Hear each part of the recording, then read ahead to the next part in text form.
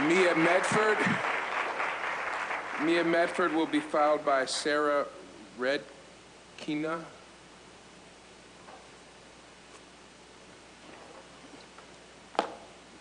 A pleasant good evening. Good evening. My name is Jay Vani Okai. I'm speaking for NIA. I'm also listed, so I'll be speaking also for myself. I'm sorry, could you repeat your name, sir? Repeat your name again? Jay Vani Okai. Okay, all right.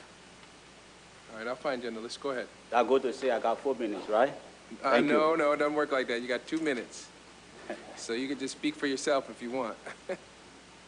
I'm here tonight because I value the request from our board members, and I appreciate the opportunity that the board member has given us to hear from us.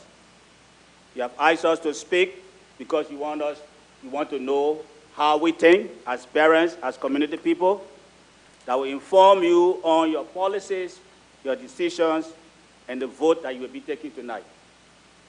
We have come to say tonight is a historic night, and the camera of history is focused on you. You will determine how our communities will be in years to come based on the vote that you will be taking. Already, we have communities that are poverty-driven, and so if you vote yes, you will be increasing that problem. And not only that, but on the long run, you will have more of our community people, especially people of color. The number will increase in prison. The question tonight is, how will your vote affect the children, especially low-income children? In 1965, a former classroom teacher, President Johnson, declared war on poverty. In the State of the Union address, he said, quality early intervention significantly affects the cognitive, social, economic, emotional development of children, especially low-income children. Tonight, we have come to ask you to vote no on this course or proposal that have been sent to you by the school district. And we believe that if you vote no, 55 years from today, just as we remember President Johnson, we will also remember you. History will speak well for you. Why are we asking you to vote no? Sir, please wrap it up. We are asking you to vote no because the CBOs are the district's most successful and cost-efficient program in Rochester. We are asking you to vote no because the CBOs spend less per child while delivering high degree of kindergarten readiness. We are asking you to vote no because the CBOs provide a staff and a teacher in the classroom to balance the ratio of students to teacher. This will not happen in the case of number 44 and 57. Sir, if you have additional comments, feel free to give them to the clerk, but your time is up. Thank you. Thank you.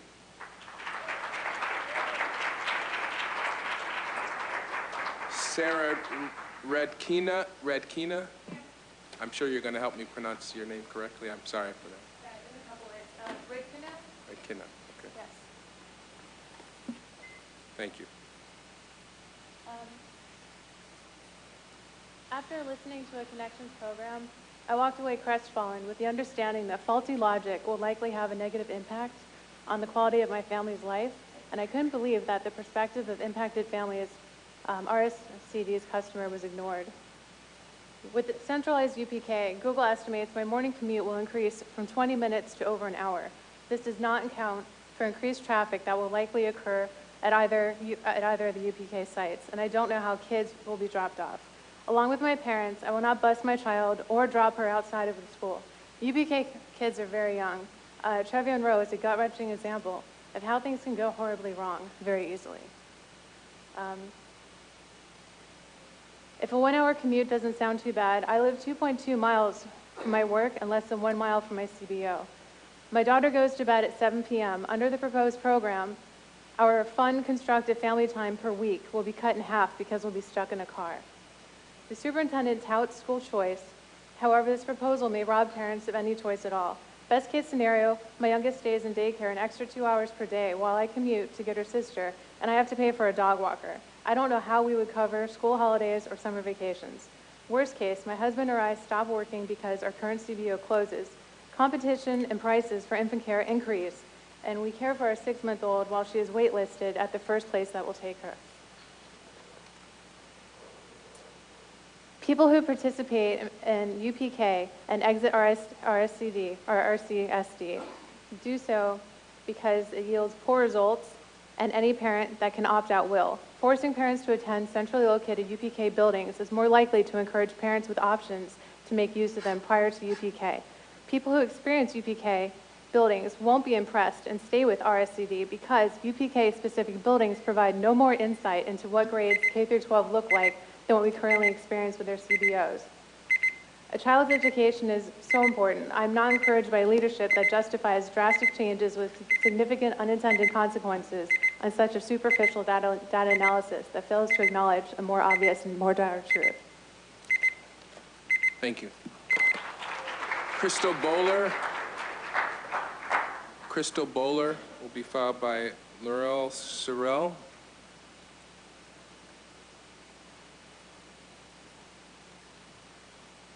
And she will be filed by Clifford Florence Jr.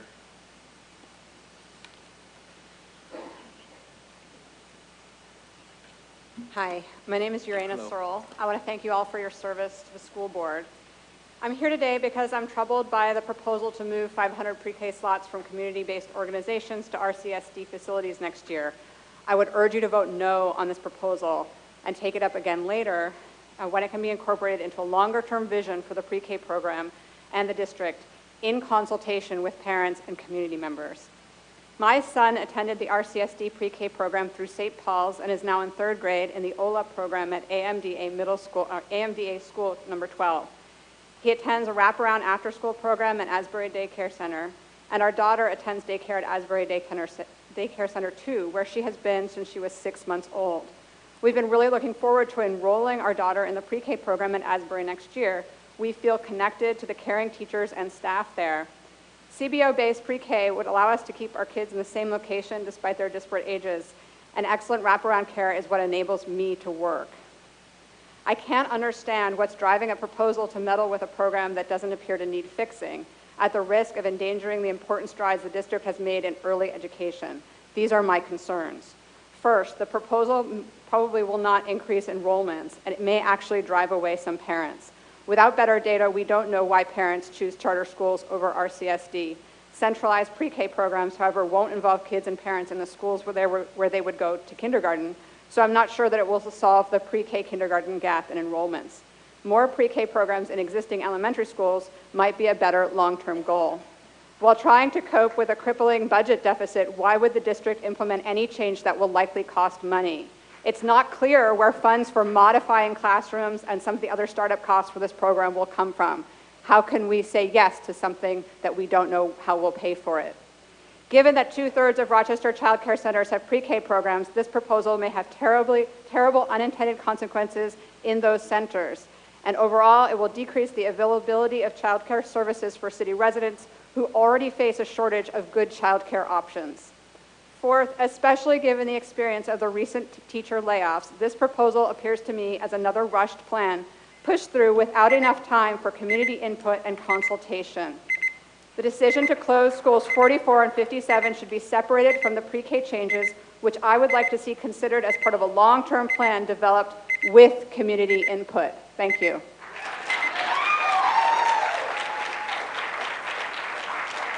Clifford Florence Jr. will be filed by Philip Washington.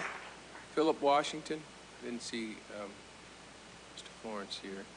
How about Charles Lowry? I know I saw Mr. Lowry here.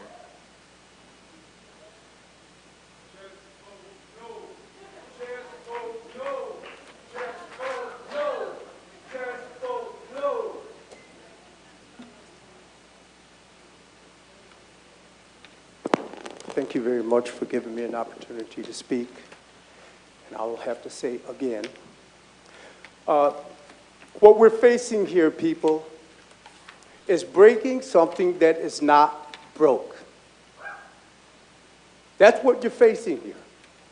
Something that is not broke. You're asking us to take your word on it that to implement the programs. You've heard the programs out here. St. Paul's, you've heard the enthusiasm.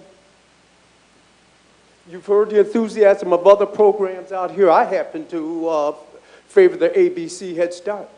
The things that ABC Head Start has done with some families, one of my relatives in particular, Amaya Mathis, take a look at her. Look her up. Went through the city school district, full scholarship to University of Rochester, full scholarship to University of Rochester Medical School, and currently doing her MD residency at Yale University. This all started with ABC Head Start. I'm her cousin, so she may have had some pretty good genes. But we are asking you to vote no. Put it back on the table. This is coming across to the community as not well thought out. Just say no, please.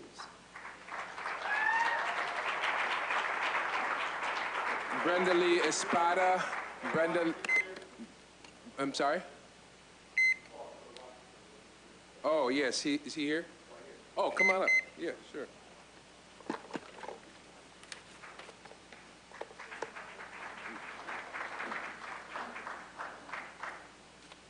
Good evening. Good evening. My name is Philip Washington. I come as you today as a parent of the community. The decision that you propose to make to take away 500 UPK EPK seats and bring them back to the Rochester City School District will affect families, children, and the whole community as a whole. Hundreds of people will lose wraparound care. Some parents will have to travel further to drop the kids off to preschool or pick their kids up from preschool.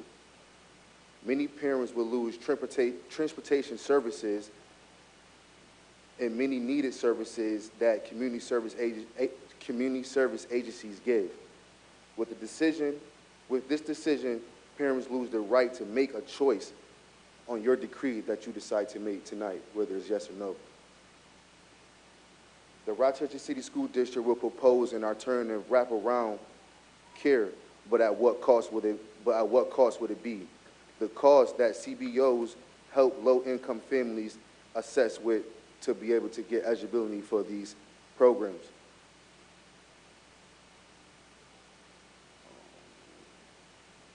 Less children will go to preschool because of this. Parents cannot work without a wraparound schedule. Also, fewer children are kindergarten ready, leaving the Rochester City School District, comparison to children leaving the CBO's organizations. Hundreds of people working in CBO programs will lose their jobs. I implore you, board, to hear our words of the community tonight, to do not make this decision, to not vote yes and vote no. Thank you. Thank you. Brenda Lee Espada. Brenda Lee Espada, and will be followed by Jerome Underwood.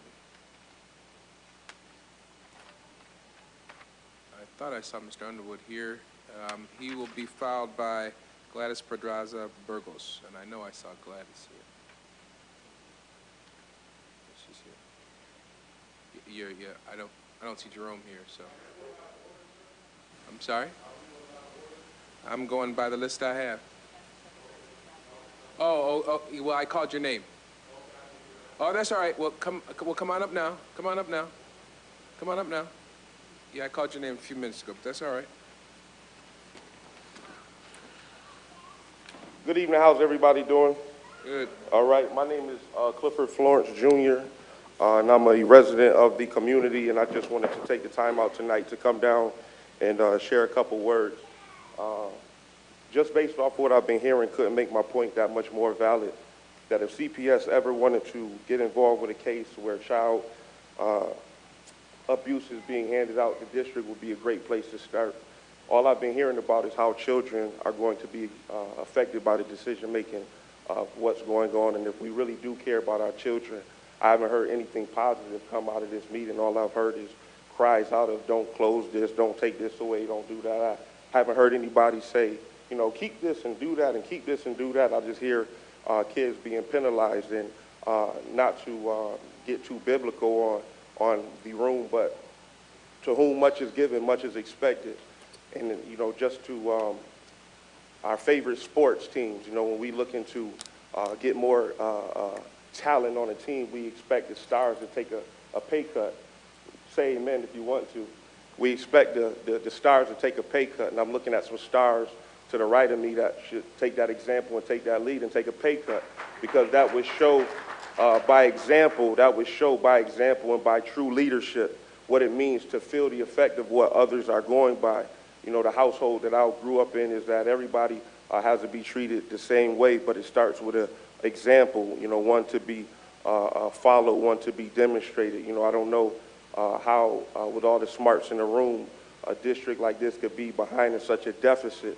You know, we're imploring teachers to teach kids how to count, but I'm looking at some adults that, you know, have some problem adding some numbers up somewhere. And I don't know how you can fire teachers who have no knowledge of the budget or when the money is coming in, but people who are making these decisions still have a job, still have a paycheck coming in.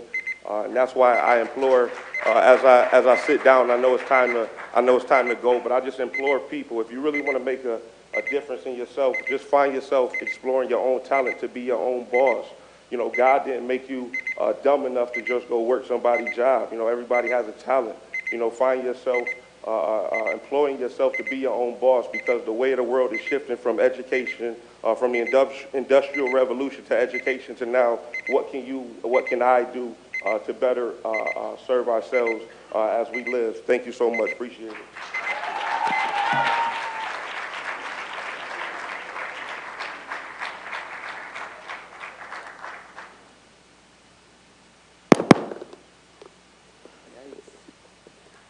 Hi, good evening, buenas noches. My name is Gladys Pedraza Burgos.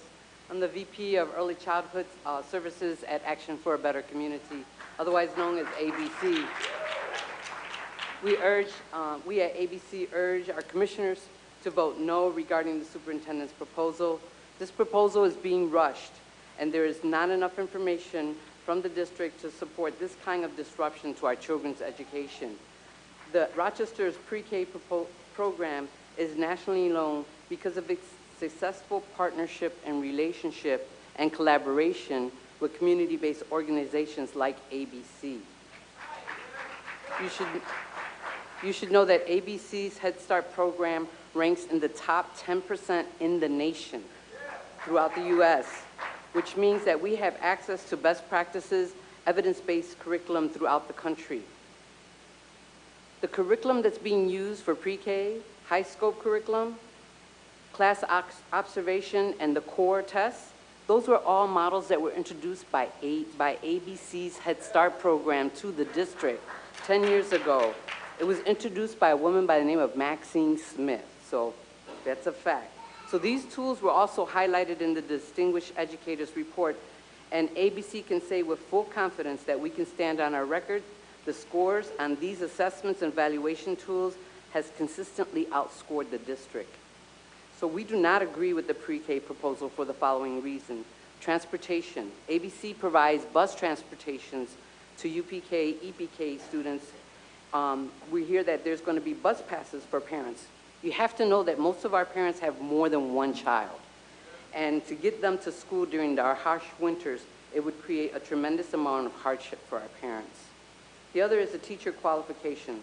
The district doesn't have an adequate supply of early childhood teachers, and the implications of this proposal could result in an unexpected turn down to the quality that we have. Last but not least, our parent engagement is second to none. We work with the poor and most vulnerable families, and the district doesn't provide adequate services to support all the families that are confronted with numerous challenges. I know my time is out, but I want to say two things in closing. One is that we wanted to show you what our ABC safety net looks like. These are the votes from all of the parents that we work with. We received over 99% of our parents participating in this to let you know, as our elected officials, that they want you to say no to this proposal. And if I could have my ABC family stand up, please, and all those that support ABC stand up. We strongly believe that this proposal will do harm to our early childhood community, and we urge you to vote no. Thank you very much. Thank you, Ms. Burgos.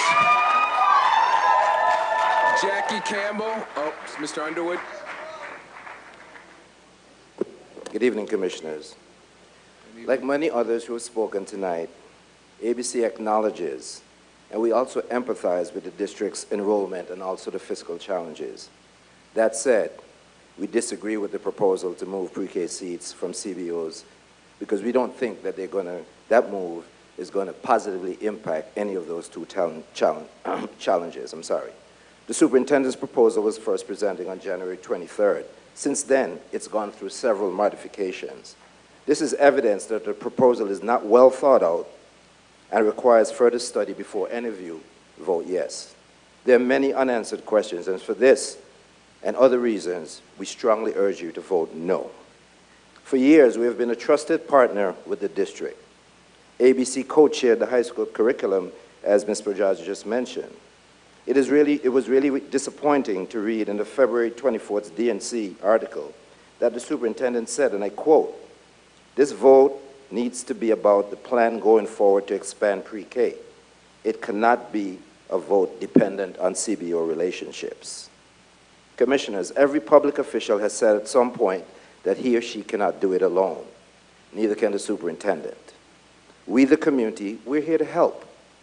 We have knowledge, expertise, and street cred that the district doesn't have. CBOs do not desire to have an adversarial relationship with district. No, not at all. We crave a collaborative relationship, one that centers on families, where our collective focus is really what's best for those families. This proposal has been a moving target. Again, the initial one indicated that there would be savings of $4.5 million derived from moving the students from CBOs. Only a few weeks later, on February 11th, the Chief of Staff conceded that there would be no savings from this aspect of the proposal. This iteration evolved only after concerned community members pointed out the flaws and the incompleteness of the analysis. Additionally, and significantly so, the issue of wraparound and extended day services were omitted from the initial proposal. But then again, when pointed out by concerned community members, was introduced on February 11th. I'll close. But on February 11th, the issue of wraparound was introduced, but with one glaring omission, which remains today. There were no cost projections. Again, I'll close. The proposal has been rushed to you with no input from families. That's not right. You should not condone that kind of behavior. Please do not let this be another classic example of do to. This is an opportunity to do with. Thank you. Jackie Campbell. Ms. Campbell, I would remind speakers that the bell is there for a reason. I'd ask that you conclude your remarks at 2 minutes or as soon as possible after that. Thank you. Good evening. Good evening. My name is Jackie Campbell, and I'm the Alliance Director for Rock the Future. We are Rochester's collective impact initiative focused on education from cradle to career. We include a convener leadership body of 30 member organizations, including the school district and the school board, many with differing perspectives and interests, but all focused on improving outcomes for children together.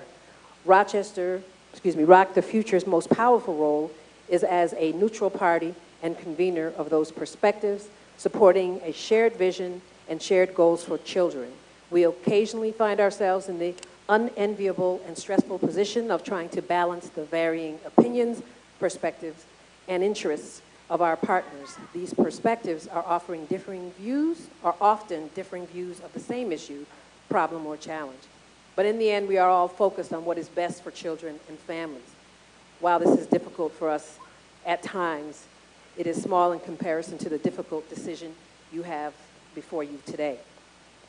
Over the course of the past month, we've heard from several of our convener partners, our community organizations and stakeholders, and from parents and family members with concerns about the impact of the proposed changes to the pre-K program.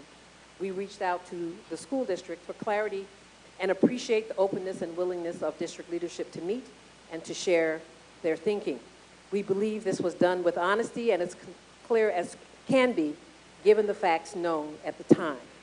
Despite the preliminary data that was provided by the city school district, many have voiced a lack of clarity regarding the true impact of this decision on children and families. We want to do what is right. We want to begin to think concretely about how to mitigate the impact of this decision, first to the children and families being served and to our community at large. We support the establishment of a community task force to develop a comprehensive pre-K and early elementary enrollment plan. We want to emphasize support for the district to make the best decision possible for our children and families and pledge our commitment to work together to build community engagement on this issue. Our role is to encourage and to move and think beyond any decision and to offer, any decision tonight, and to offer support to bring our community together, to begin the work of identifying possible solutions to this challenge together, and to work to tackle additional challenges down the road together. This is a sprint.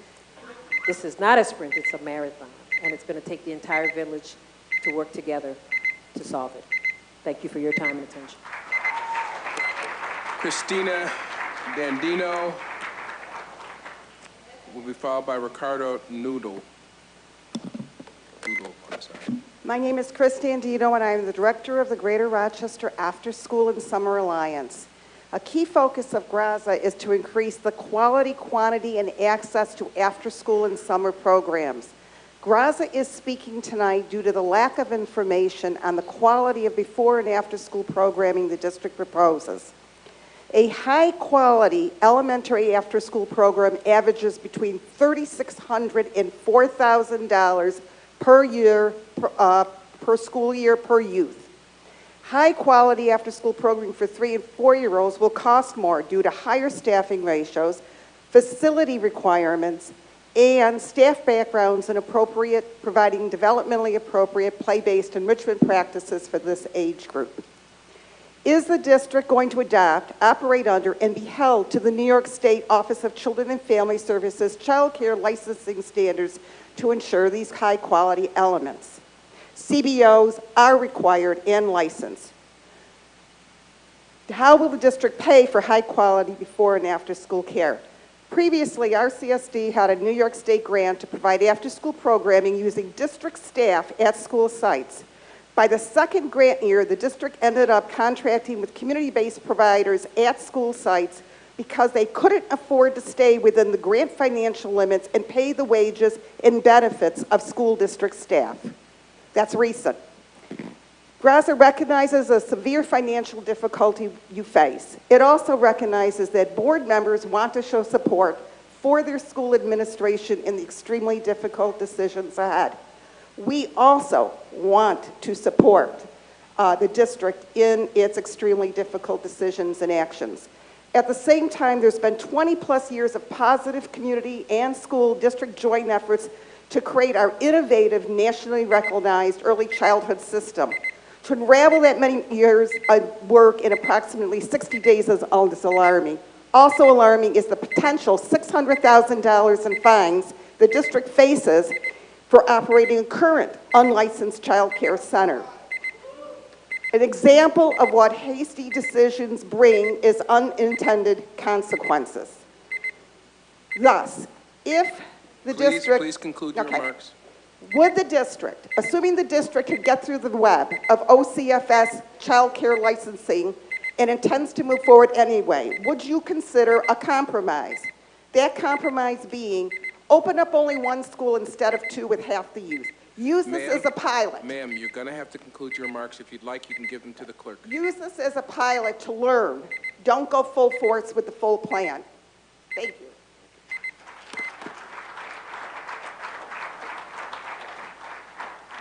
Ricardo, can you help me pronounce your last name?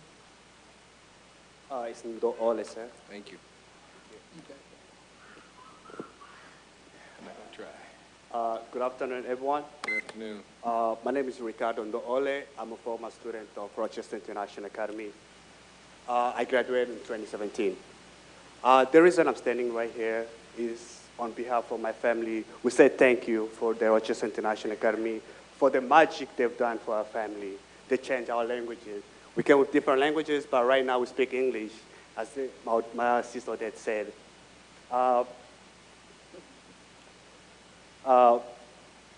Because of the Rochester International Academy, 5 of my siblings, include me, are at the MCC, now pursuing our career. And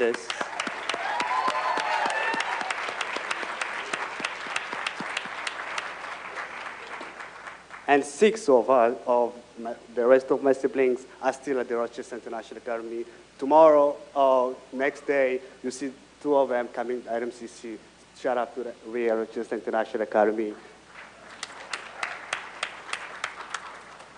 Another reason I'm here is to ask, I have a request for the board, for the Rochester International Academy staff, for the RCSD, is to keep loving and caring these immigrant students who are coming from different countries, looking for peace, looking for love. We need your help. We need your caring. Thank you so much. Thank you, sir. Peter Nambadzi.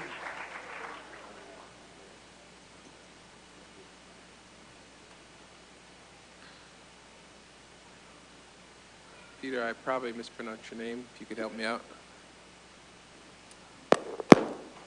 Hi, my name's Pete Nabozny, and I'm here representing the Children's Agenda. Thanks for the opportunity to speak to the board again tonight. I addressed you on Tuesday evening, and I want to revisit some of those themes tonight.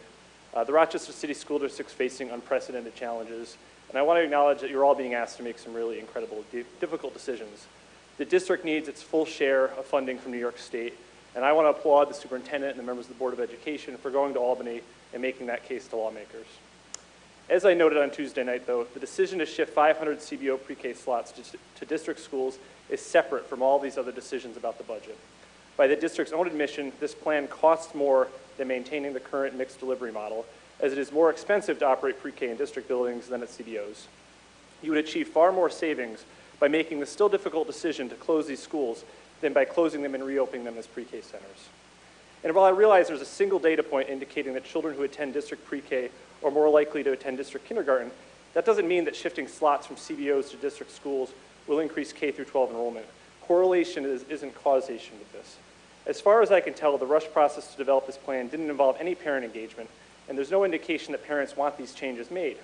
If the goal is to increase kindergarten enrollment, a good place to start would be asking parents why they're selecting CBO pre-K, why some are selecting district schools, and asking them what changes to the district's placement policies would keep them in district schools. Instead, we have a single data point and a lot of theories about it. And we're learning just today that these pre-K centers would need to be licensed as child care centers and would be subject to all sorts of OCFS oversight. That includes routine and surprise OCFS inspections, CPS, abuse and neglect investigations of teachers and staff when allegations are made, and a whole array of different rules and regulations. It's unclear whether these schools will even be able to be licensed in time for the start of the next school year. It's time to table the decision to open these new pre-K centers, engage the community in a thorough and inclusive planning process, and develop a comprehensive pre-K and kindergarten enrollment plan for the 2021-22 school year. Please reject this proposal. Thank you. Thank you, sir. Gaynell Weathers.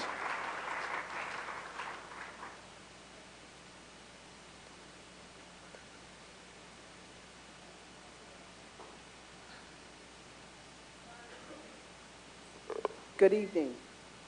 My name is Gaydell Weathers, and I'm the Director of Education at Baton Street Settlement and the Community Engagement Team Chair of School Number 9. Can you hear me?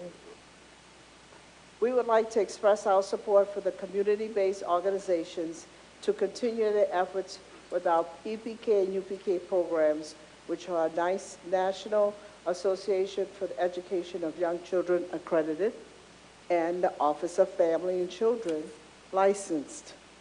Baton Street's mission is to improve the quality of life of adults and children and families in our neighborhood, to pursue elimination in causes of poverty, and to reduce the level of negative social problems associated with being poor and disadvantaged. Baton has been serving this community for over 119 years, with a full complement of services to support our students' success, as well as with the Rochester City School District for over 25 years by providing families with much-needed services and support to make them whole. With that said, the families not only trust Baden Street staff to provide the best supportive services for their families, they also entrust the collaboration with the City School District, which we have built for over 25 years. We have serviced at least 200 children during the academic year, and not to mention during the summer. Feeder for number 9 school, think about over the years of service, we served over 10,000 children, students, and families with this collaborative.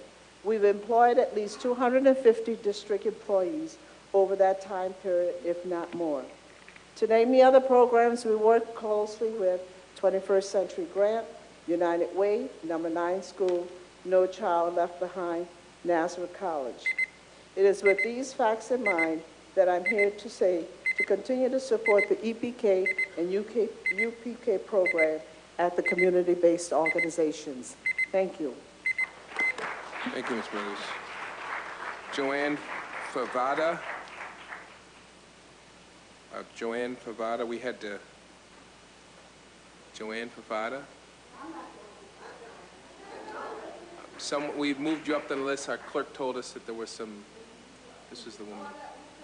Moving up to the podium. Yeah, it's all right. Well, good evening, everybody. Good evening. First off, all I'm going to do is ask that you vote no on this proposal. It's hurried, it's rushed, it's not clear. It impacts community-based organizations that have long been the foundation of early childhood education. It impacts parents' choices, the ability to have successful relationships when preschool tends to be the first school experience. We need to keep things with a collaborative working together, slow it down, vote no. Thank you. Thank you.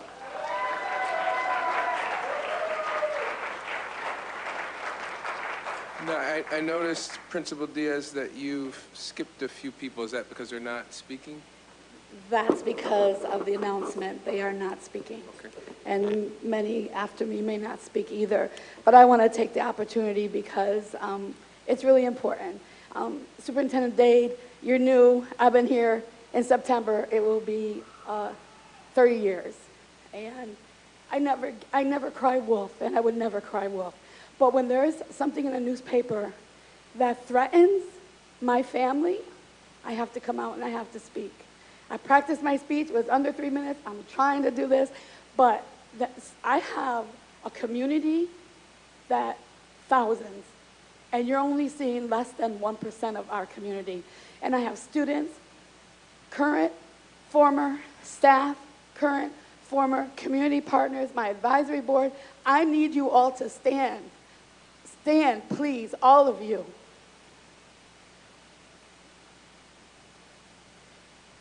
We can't have a quote in the newspaper that says the Rochester International Academy is a nice program, but it's not needed.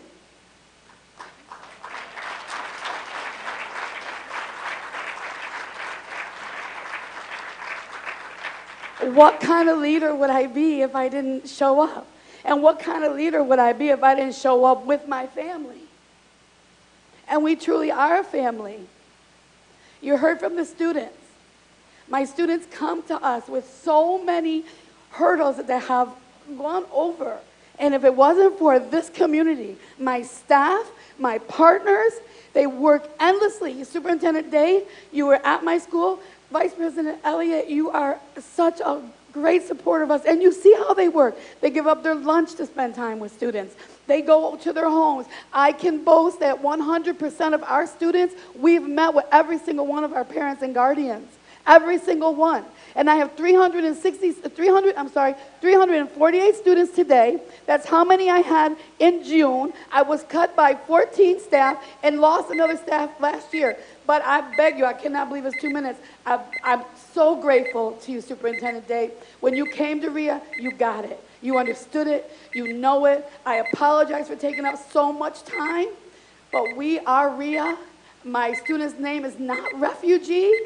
and they are making a difference in this community, but we need more. They need another choice. Please consider Rochester International Academy High School. I helped build the one in Boston, Albany, and Buffalo. We have to do it now because we need it. I thank you, I appreciate you, and I know you're in a tough spot, but do what's right for the most vulnerable students, because my God is not done with me yet, and we have more to do.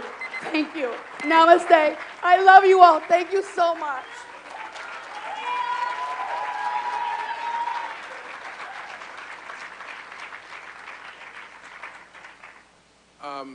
Mary, don't sit down just yet. You know your team, your family better than I do in this regard. Is anybody wants to speak that is, because we have at least 20-something speakers. Come on up.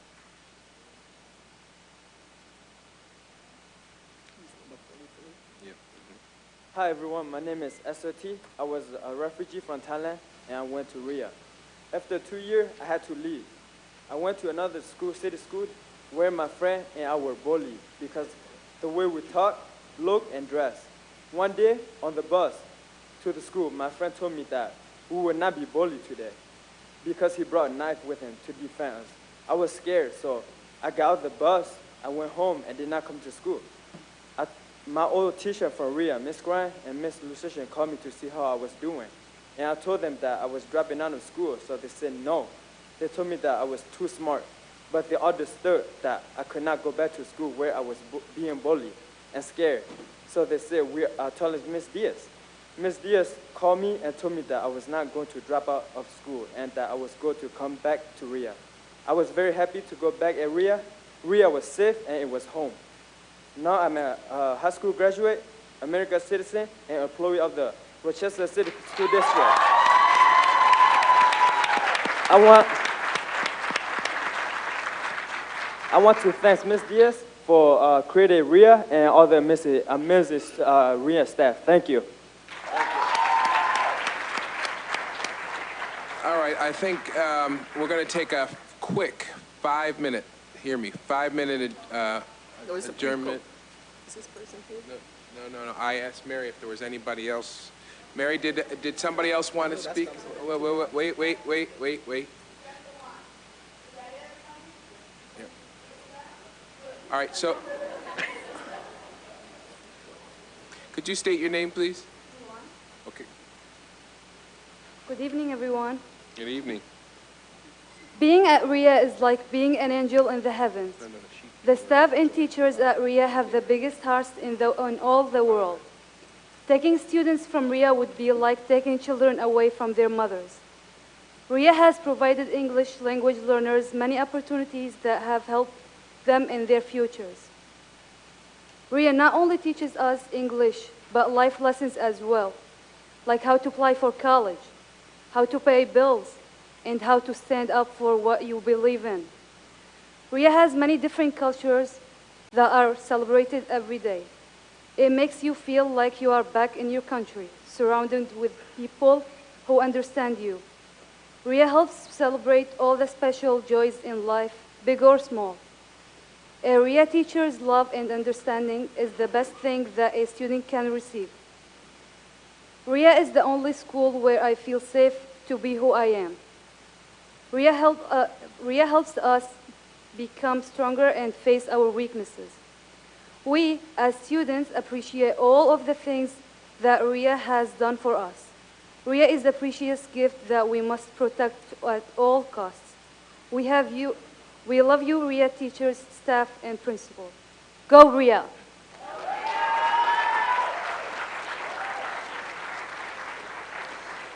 As I said, we're going to take a 5-minute recess, but before we go, on behalf of the Board of Education, I want to say thank you for everybody coming out and speaking tonight. This is a great crowd. I also want to thank you not only for willing to speak today, but also for willing to not speak. I think you got the message from our superintendent, and you're appreciating the fact that we have a great deal of business to attend to tonight is much appreciated. So I appreciate you coming all the way out here and being willing to put aside your time to speak. Thank you very much, and we'll see you guys in 5 minutes.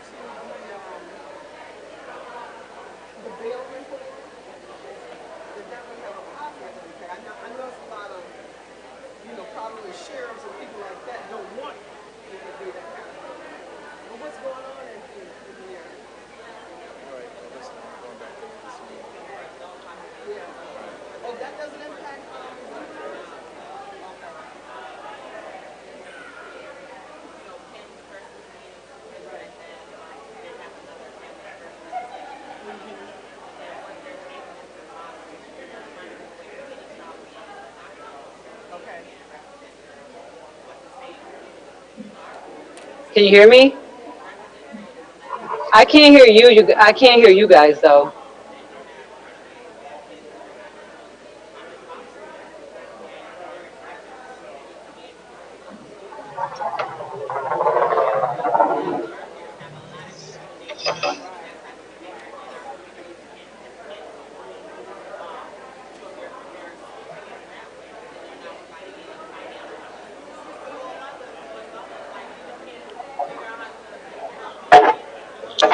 Ugh.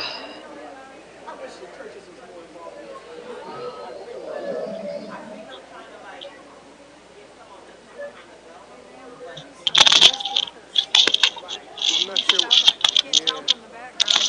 Yeah, I'm not sure where she's at. No, no, not sure.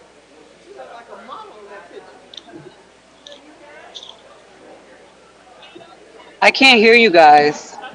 Commissioner LeBron, can you hear me? Commissioner LeBron, can you hear me?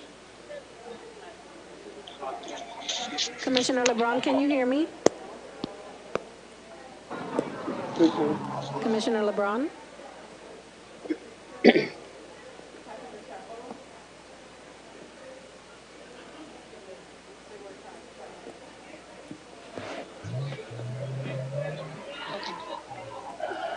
Oh, okay. Thanks, Tom.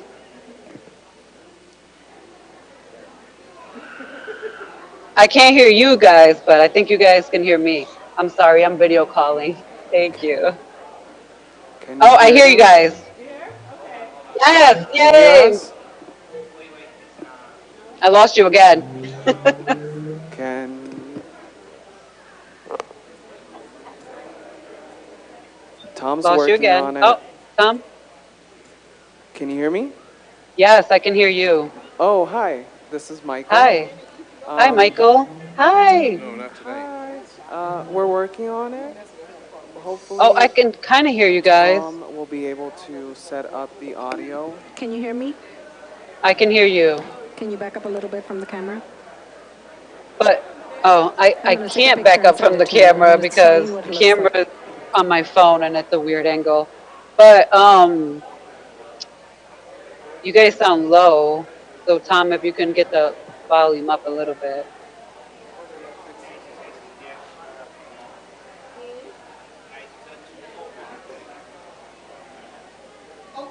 Tom is working on it right now. Oh, sorry, Michael. Sorry. Oh, don't worry. You're okay. Tom is working on it right now. We should have this under control. Testing 1, 2. Can you hear me, B? Yeah, you just sound low. I'm gonna pull you up. Hold on. Okay. What about now? Can you hear us a little bit louder? How about now? Is that any better? Yes, Is that a louder? little bit. Yeah, Okay, that is louder. I can keep turning it up. Hold on. Okay. About ready to get started again? Oh, okay.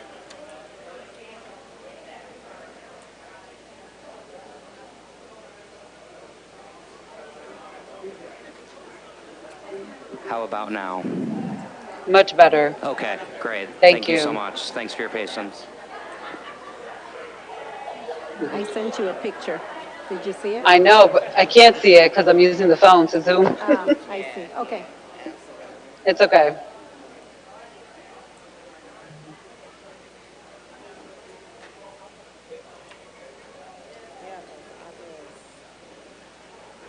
Are they ready? Oh, I know. I should have known. Yep. Okay. Ladies and gentlemen, we're going to resume our meeting. I assume everybody's had a chance to make their way back out.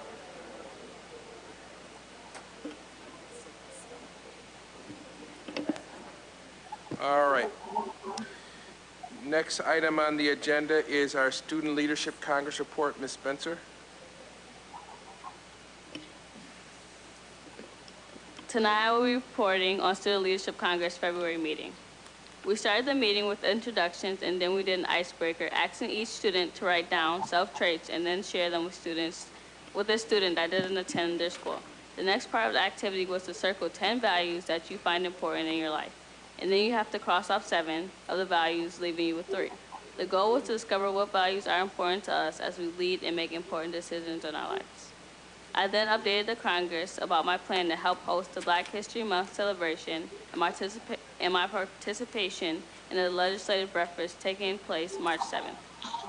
Carlos Cotto came in to discuss with us and ask our feedback about implementing different fitness trails around school buildings to keep kids active and engaged in staying healthy and fit. We all like the idea of the trail and are excited to see how each trail will be placed in schools. We work with Youth Voice One Vision, the Mayor's Youth Council, to discuss some logistics of a conference being held April 18th that we have been invited to assist with. The conference is sponsored by the America's Promise grant our community received. More information to come soon. We quickly ran over our youth conference taking place March 20th, where we'll be having skill-building activities in the morning, a power lunch with members in our community, and at the end, we'll be asking each school to come up with a service project they can do at their school. We are finalizing the list of students that will be joining me on an educational expedition to Washington, D.C. to gain the knowledge and skills to be active citizens and learn about the democratic process. This trip is taking place April 26th to May 1st. Thank you. All right, thank you. Thank you, Ms. Spencer. I appreciate that. Next item on the agenda is the Parent Advisory Council. I assume there is no report from them. And how about the Bilingual Education Council? Is anybody here from the Bilingual Education Council? All right. Just wanted to note, I think most of you have noticed Commissioner LeBron has joined us. Good evening, Commissioner LeBron. Good evening. All right. Next item on the agenda is the, it says President's Report.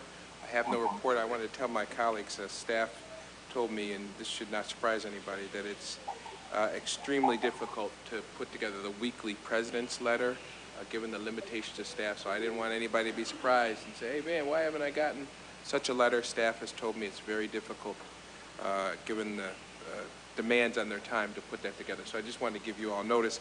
I also think that there's less of a need for it at this particular time since we meet literally probably 2 or 3 times a week, and when we meet as a committee as a whole. There are some offline things that of course happen in the course of my duties, but I usually inform you all because of the ability to communicate electronically. But I hope that someday soon we'll be able to resume that, but at this particular time, staff has told me it's just very challenging to do that. And I want you all to know that President's Letter has always been prepared by staff. Long before I became president, that's how it was done. We'll try to get it back online, but it's just going to be very difficult for now. Additionally, there's a policy committee report that has been provided in writing. It's been provided by our staff. I want to thank Kalia and our general counsel for the work that they have done on the policy committee. They continue to work diligently to keep that, keep us up to date with respect to what's happening in that particular committee. I agreed to chair that committee because we did not, at our business meeting, weren't able to come up with a chair. So in the meantime, I will continue to chair that committee. I should note that there is one thing that we will vote on today. That's policy 2160. That's our code of ethics. As you all know, it's referred to the board standard of conduct. It's Appendix A.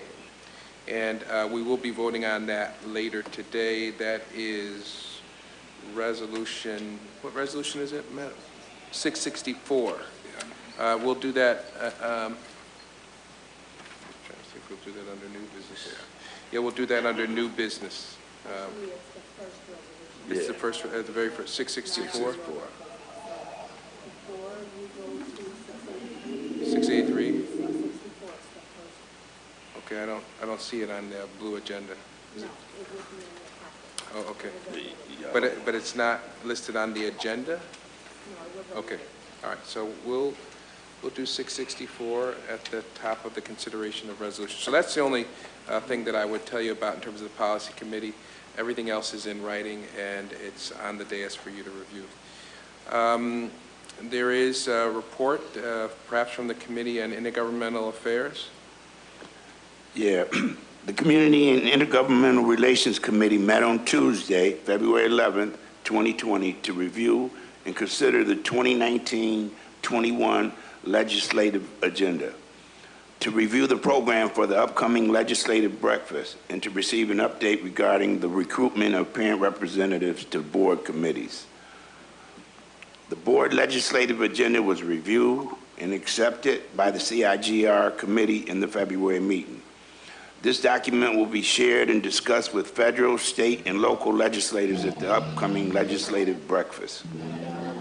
That breakfast will take place on Saturday, March 7th, 2020. And the event program features a student body update presentation by Student Leadership Congress President Tatiana Spencer, a superintendent's update presentation on the status of the district by Superintendent Terry Day, a school spotlight presentation by school number 9 Principal Sharon Jackson, and a presentation on restorative practices by our chief, Ruth Turner. The board will also be accepting applications for the parent representative positions to board committees throughout the month of March and April. These will be considered at the end of April and positions announced shortly thereafter. A training for newly appointed parent reps is slated for the summer, with parent reps starting their terms in August of this year, 2020. The next CIGR committee meeting will be Tuesday, April 21st, 2020 at 5:30. And that concludes my report. Thank you, Commissioner Adams. Next on the agenda is Finance and Resource Allocation. Commissioner LeBron. Yes, thank you. Can you guys hear me okay? Yep. Yeah. Okay. So I'm going to be asking for a motion for acceptance of the January finance report and the student activities report. Both of those reports were discussed at length at last finance meeting, I think about 2 weeks ago. I'm sorry that I don't have the date in front of me, but there should be something in writing to you guys about when we previously met. In addition to asking for that motion for acceptance under new business, we're going to be discussing the board's priorities and that finalized list under new business. So at this, oh, go ahead. No, I was going to say, can we get a motion to approve the? Yep, that's what I was going to ask for, a motion for acceptance. Is there a motion? Motion. Moved by Commissioner Malloy. Is there a second? Second. Seconded by Commissioner Adams. All those in favor say aye. Aye. Aye. Any nays? No. Commissioner LeBron, anything further? No. Okay, thank you. Where are you? It looks. I'm in Houston, actually. Houston, wow, nice. Yeah. How's the weather there? Cold. Cold? It's actually cold. Is yeah, it it's kinda really? cold. Oh Yes. my goodness. Well, I bet you it's a little bit colder here than it is there. It absolutely is, because I'm outside. I'm actually at my convention, but this is the Wow. only place I could find Okay. to call you guys. All right. Well, safe travels, but we're going to hear from you a little bit later on Yes. in terms of those priorities. All right. Next on the agenda is Human Resource Committee. Vice President Elliott. Thank you, Mr. President. The Committee of the Whole for Human Resources met on Tuesday, February 25th. We reviewed the RTA collective bargaining agreement, and I want to just thank Steve Carlin. And I don't remember the other attorney that also was present, but I also thank her as well for that presentation. And we reviewed and we advanced to this body resolutions that will be voted on this evening. And that concludes my report, aside from the fact that our next HR meeting will be April 28th, 2020. Thank you, Mr. President. Thank you, Vice President Elliott. Mr. President? Yes, ma'am. Would you indulge me and let me tell about our meeting with Senator Liu yesterday? Sure. Yep, absolutely. Thank you. Let me preface it by telling you about, the budget hearings in Albany last week. The city mayors presented on a Monday to the various committees, including our mayor, and she had some. Well, anyone can look on the at the video to see what she said or didn't say, but she was challenged with questions from a Senator Liu, who is the chair of the New York City Education Committee, Subcommittee. While we were in Albany Tuesday and Wednesday doing Big Five lobbying, I had President White and I had a chance to meet with Senator Liu, and it was fascinating to discover that he said very frankly that he felt that, well, Rochester has been coming up a lot because of our financial circumstances, and that we were not well represented. So he basically adopted us and essentially said as much, that he was going to be carrying our agenda. So the questions that he asked of our mayor did not necessarily represent acceptance of her negative position of us, and in fact, he had asked Superintendent Dade the following day to respond to the mayor's criticism, and I think clearly from his comments to us yesterday, was more receptive to Superintendent Dade's response than he was to the mayor's position. But I bring this up to say that although we have two senators in our delegation who are Republicans and view themselves as not in a position to help us one whit, we have someone from the other end of the state who has adopted us and who has embraced our needs wholeheartedly and is going to bat for us. Woo-hoo. Woo-hoo. Yeah, he is a, my understanding is extremely powerful member of the Senate. He chairs a very important committee. You can tell the power or influence a person has in Albany literally by the size of their office.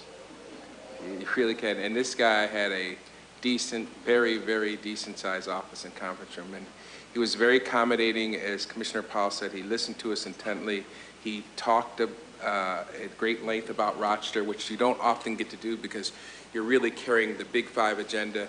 And it literally was said, well, let's talk about the elephant in the room, Rochester. And I think it is fair to say his comments were very supportive, very understanding.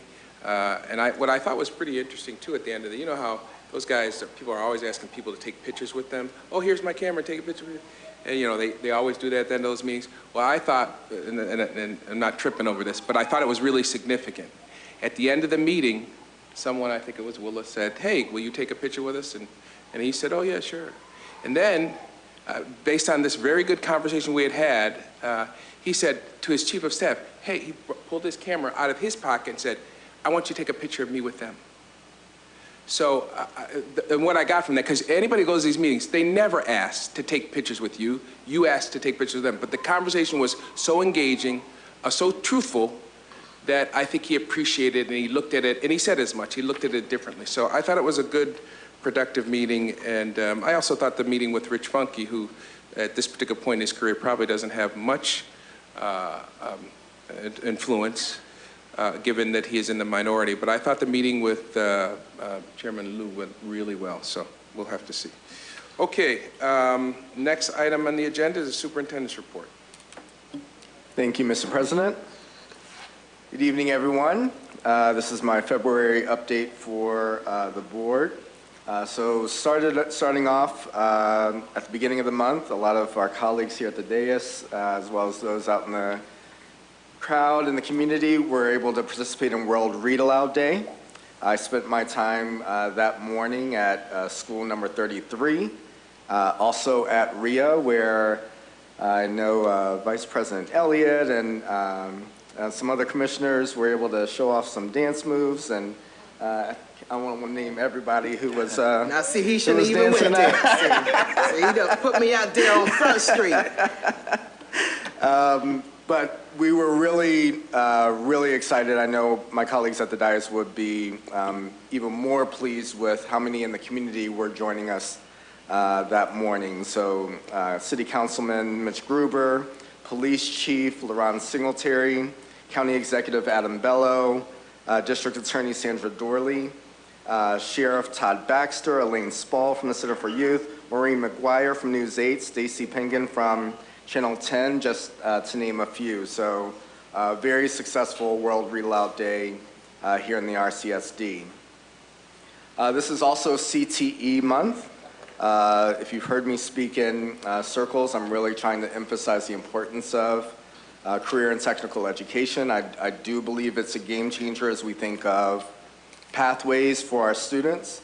College and university is not for everyone. I know I'm still digging myself out of debt, so thinking about ways that we can think about employability of our students right when they walk out the doors of RCSD. So really want to thank Rhonda Neal and her CTE team for putting together another fabulous CTE month to raise the awareness of the role that CTE has in readying our students for careers and college. We also were able to participate in Arthur Ashe Legacy Day. So students at John Williams School number 5 and 15 and other schools learned about his legacy. I'd like to thank the U.S. Tennis Association for helping us celebrate and bring this for our students. As part of this celebration, physical education teachers from within the district got to deliver some equipment with tennis professionals from the USTA.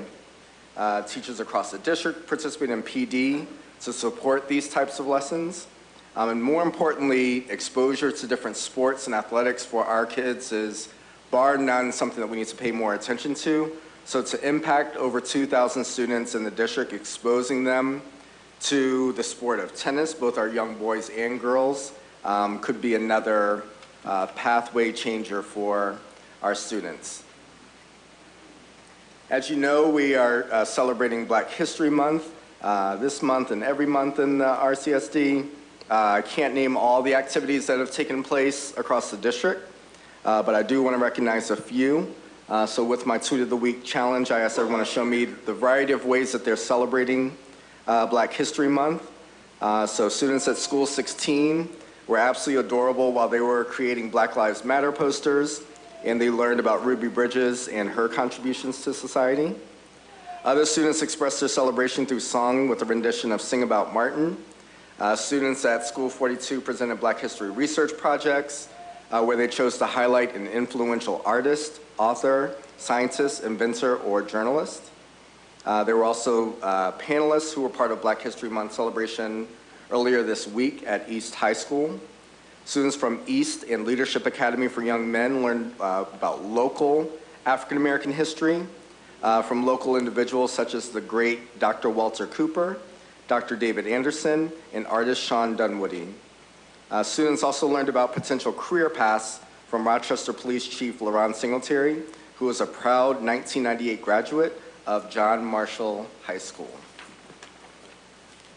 And finally, to start my week, the best starts to a week that I've had in a long, long time. I want, if you can take this presentation and zoom into my beautiful artwork in this picture. I was very proud of myself until the kids at Reese's, I was asking them what it looks like, and they said mountains. So it's actually a dog, but I was blown away by the better artwork of our student to my left. But I had a great week starting there at Reese's, looking at the pre-K center there. As you know, you'll be voting on an expansion plan later this evening. And again, just to be clear, my strong stance has been there's quality programming happening in CBO.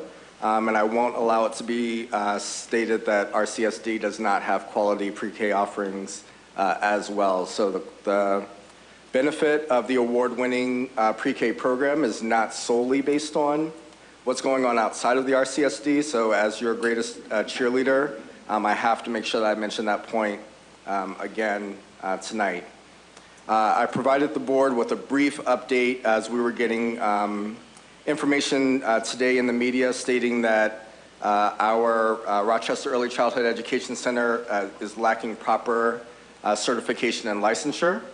What is not articulated in the media story is that we actually triggered that inquiry.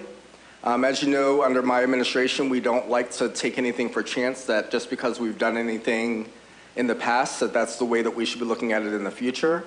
So I ask a lot of questions, and through those questions, we reached out to the New York State Education Department, who we have always been under their purview, to say, is there anything to the fact that we're a standalone pre-K center, and if so, what do we need to make sure that we have in place so we have a successful launch for our 2 new pre-K centers.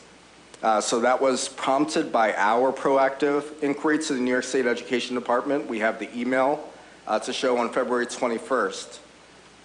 So we've been working with NYSET and Office of Career and Family Services for the past 4 years, and neither have ever raised a question or concern about our licensing of RECE. So we're going to work with them moving forward. We'll also be able to provide for the public at large. There's going to be guidance provided across the state of New York because we're not alone in this. As folks look towards creative options for universal pre-K, more of these standalone pre-K centers are popping up across the state. So what you'll see probably by next week is a memo from the state education department to say, if you are having standalone pre-K centers, here's what you need to have in place. We expect for you to work with your colleagues in the county to make sure that you're up to snuff. And I say with abundance of confidence that when they come and walk through our RECE Center, they will have the utmost confidence that we are meeting or exceeding all expectations there. So a few nuggets that were not provided by the media that I want to make sure was abundantly clear to the board and the community at this time. That's all I have, Mr. President. Any questions for the superintendent? No questions, but I just have a few additional comments to those statements. Sure. Can you guys hear me? Yep, we can hear you. Okay. So Terry Day just mentioned February 21st, but that was after the board proposal, after he gave that proposal to the board. So I just want to throw that out there. I did submit questions in writing about the penalty fee. And while I understand that RECE might be in the best possible condition, I also know the Office of Children and Family Services and regulations around childcare can be sometimes, for lack of a better word, very minuscule about the things that they do charge small CBOs and large CBOs with. So it was mentioned like the garbage can's not in place, not the appropriate lighting. These are simple things that I've mentioned before in the past too, and how strict the regulations are in regarding to child care centers versus K through 12 education. So I just want to put that out there. I did submit official questions for the board lock because I wanted on record whether we are going to be facing a $600,000 penalty, what that looks like. Well, I understand that you've been in contact with them. I think I have additional deeper questions as to how we could have an operation since 2016 September and not know that we didn't have a license for it. So I would have some real deeper concerns that I think need to be addressed overall that are separate from what's happening tonight in regards to that information being put out there today. That's all. Thanks. Any other questions or comments for the superintendent? All right, well, let's move on to the consideration of resolution. Since we have a number of people here interested in that particular resolution, 730 and 731, so long as there is no objection from any of my colleagues, I'm going to advance that on the agenda so that we can allow for conversation and a vote, and that will allow citizens who are here tonight to hear the vote that they no doubt have come to hear, and then go home to their families and their responsibilities outside this building. So hearing no objection, I'm going to ask a motion to advance for discussion Resolutions 730 and 731. It's been moved by Vice President Elliott. Is there a second? Second. Second by Commissioner Malloy. Any questions or comments regarding Resolution 730, 731? Vice President Elliott? Yes, I'd like to amend Resolution 730, and I'm going to also be asking to amend Resolution 731 to remove the language that says that 820 Chili Avenue facility will continue to be used for educational purposes as a new pre-kindergarten program, Early Childhood Center South, beginning with the 2020-2021 school year. Second. Okay. Or do you need a motion? Well, I took that as a motion, and it's been seconded. Is there any conversation about the proposed amendment by Vice President Elliott? Can I comment? Oh, yeah, absolutely. Yeah, I just think that, you know, we have heard from this community around, and I can't articulate it any better than what has already been said around the rationale for us to not to bring EPK and UPK programs into the district for the sole purpose of filling a building, or for the sole purpose, I'm not really sure in all honesty, because it's not clear. This model with the CBOs and the district, this collaboration seems to be working very successfully, and as I mentioned to the superintendent in another meeting, the fact that could it be that we have a nationally recognized UPK and EPK program, because many of those programs are offered within the community. And so I would not want us to interfere or tarnish the kind of work, the great work that is being done in the community-based organizations. And many people talked about the additional services that these community-based organizations provide. And this has been working for 20 years or more. And it doesn't seem to me that the district has thought this through in any kind of way. And if this is about saving jobs for teachers, you know, someone mentioned before, it's going to cost more money. Why would we change this? It would seem to me that this should not be a priority of this board, in the sense that it doesn't save us any money. It does not positively impact our budget for the 2021 school year. And while, Mr. Superintendent, I support you, I'm asking my colleagues on this issue, because I think that this issue has no reasoning for us doing this right now, except for we don't want to close school buildings. That is not a good rationale for us to want to bring 500 UPK, EPK students into a district, and I might add, into a failing school district. And I'm here to try to help it not be a failing school district, but it's a failing school district. And to say that because we have EPK, UPK students, who, if they were in the Rochester City School District buildings, that their tenure within the Rochester City School District is greater, is not sufficient rationale, given when you have all of the services and positive attributes that occur in the community-based organizations. And so, for my colleagues, well, again, I support the superintendent, but I just don't think he has sufficient information and was not given sufficient information on this issue, and that I would like that my colleagues support me into eliminating this language from Resolution 730, and I'll have the same argument for Resolution 731. Thank you, Mr. President. Again, we're focusing our comments on the amendment, and when just to tell folks, when we vote on this, we will be voting on the proposed amendment. We're not voting on 730, 731 just yet. Commissioner Adams? Yeah, I just like to say I kind of sometimes feel like I don't live in the same city as everybody else, because I live over in Arnett Boulevard by Genesee Park Boulevard. less than 2 football fields from School 44. I don't think nobody in here lives close as me. And the people, my neighbors are thrilled. They're thrilled about a pre-K going there. And then when you look on the chart, it's naked around there as far as CBOs. Maybe the CBO should have moved over there, and then that wouldn't be the case for my neighbors. My neighbors are thrilled about that. So I'm like, I be hearing stuff, and I'm like wondering, maybe I live in a different city. And also, my whole campaign was about 2 things. I've even been accused of the only thing he's about is Black Lives Matter rallies and pre-K volunteering. Man, my road to this seat here came through pre-K, volunteering like 4 or 5 years. Charlene Banks,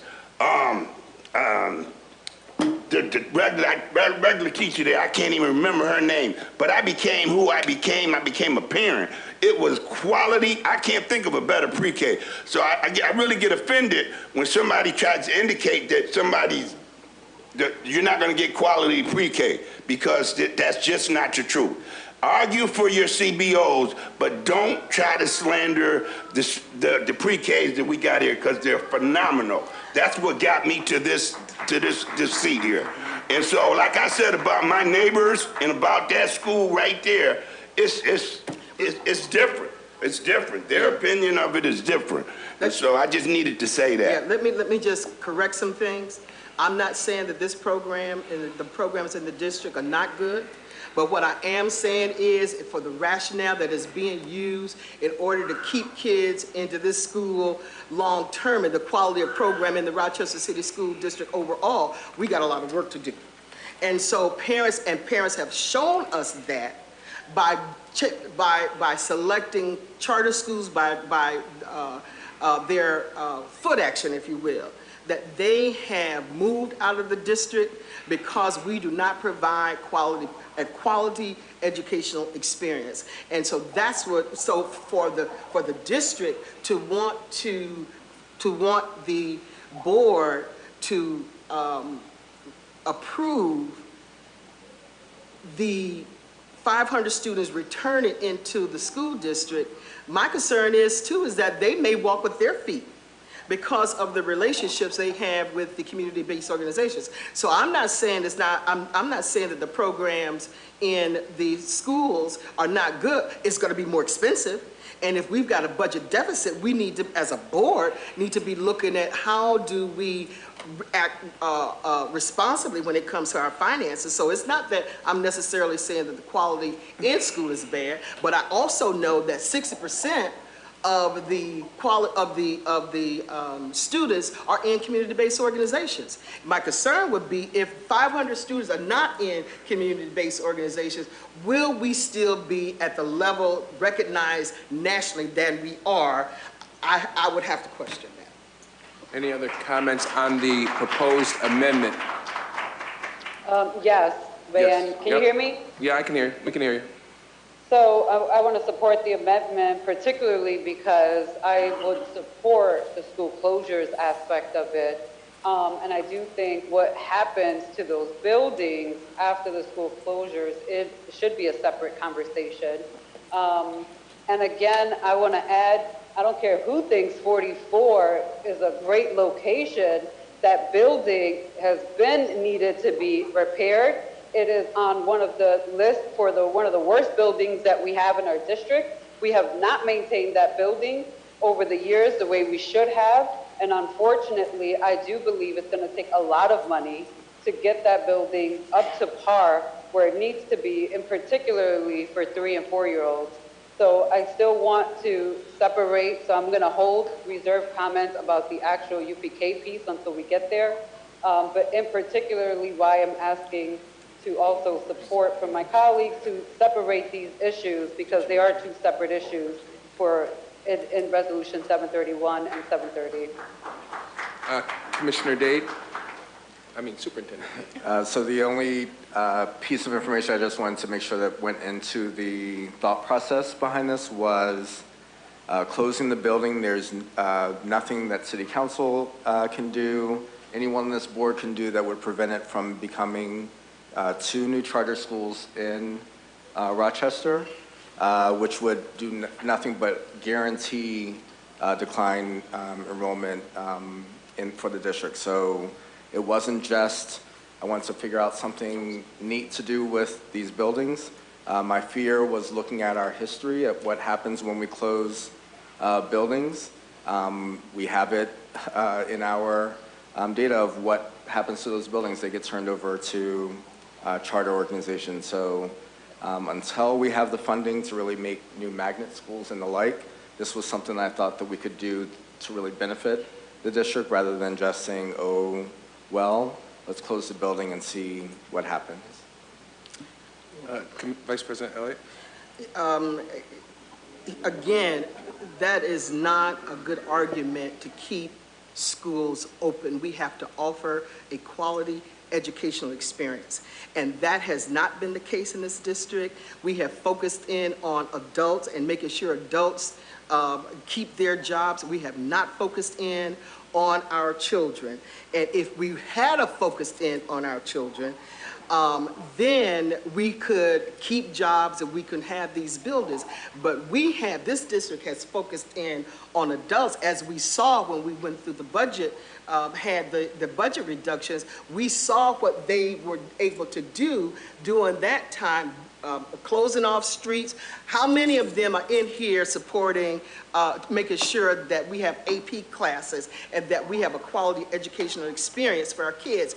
They did not do that. And that's why I believe, Mr. Superintendent, that we have to close these schools. I am not willing to just have these schools open up to have these schools if we're not providing a quality educational experience.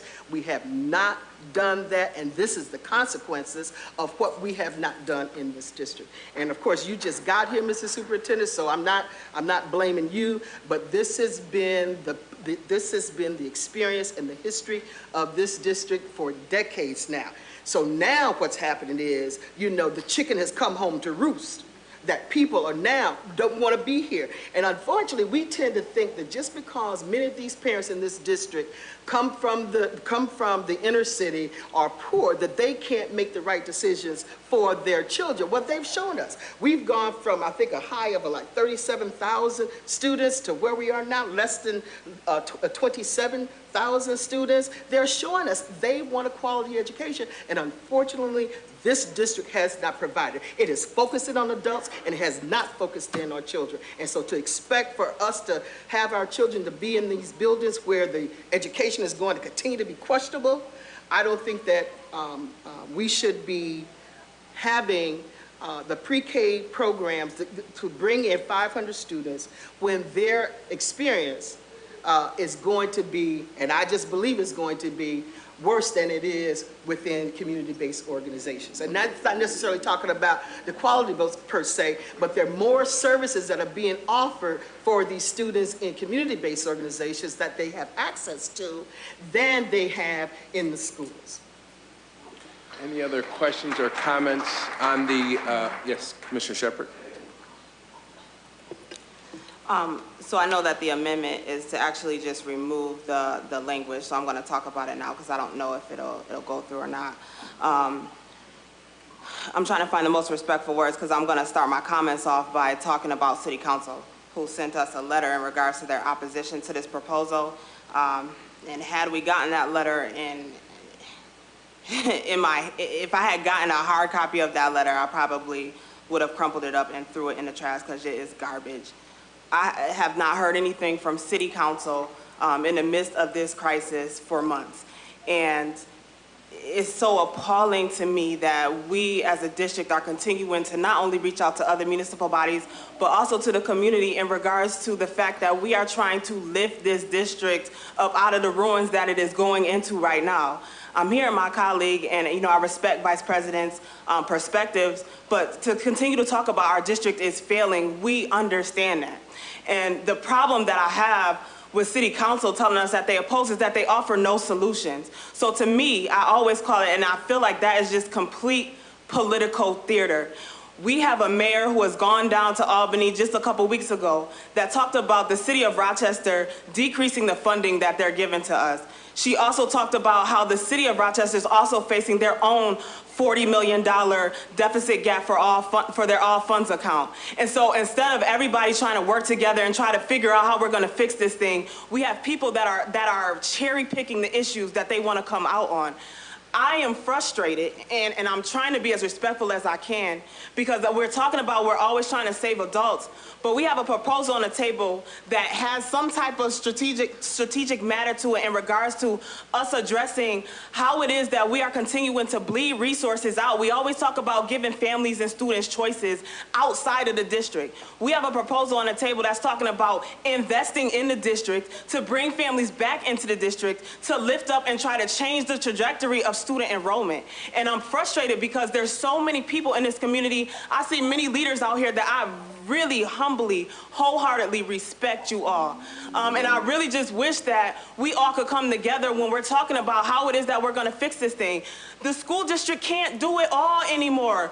We cannot be responsible for keeping the doors open of other organizations, although that is important because we all live in the same neighborhoods. But if there's something that we can do to work together, why are we not going down to county ledge to see how it is that we're going to keep community organizations open when you guys provide social services to the whole family? I'm starting to feel that people actually don't want to have their kids in our district because they don't want to interact with certain demographics. That's what I'm hearing from different parents that are coming in here, because when I'm out in the community and I'm listening directly to folks, just like Commissioner Adams said, people are thrilled that we are going to be offering things. I'm also considering with this proposal is something that Superintendent Day that talked about is how are we going to provide extracurricular activities, athletic or non, to our youngest learners.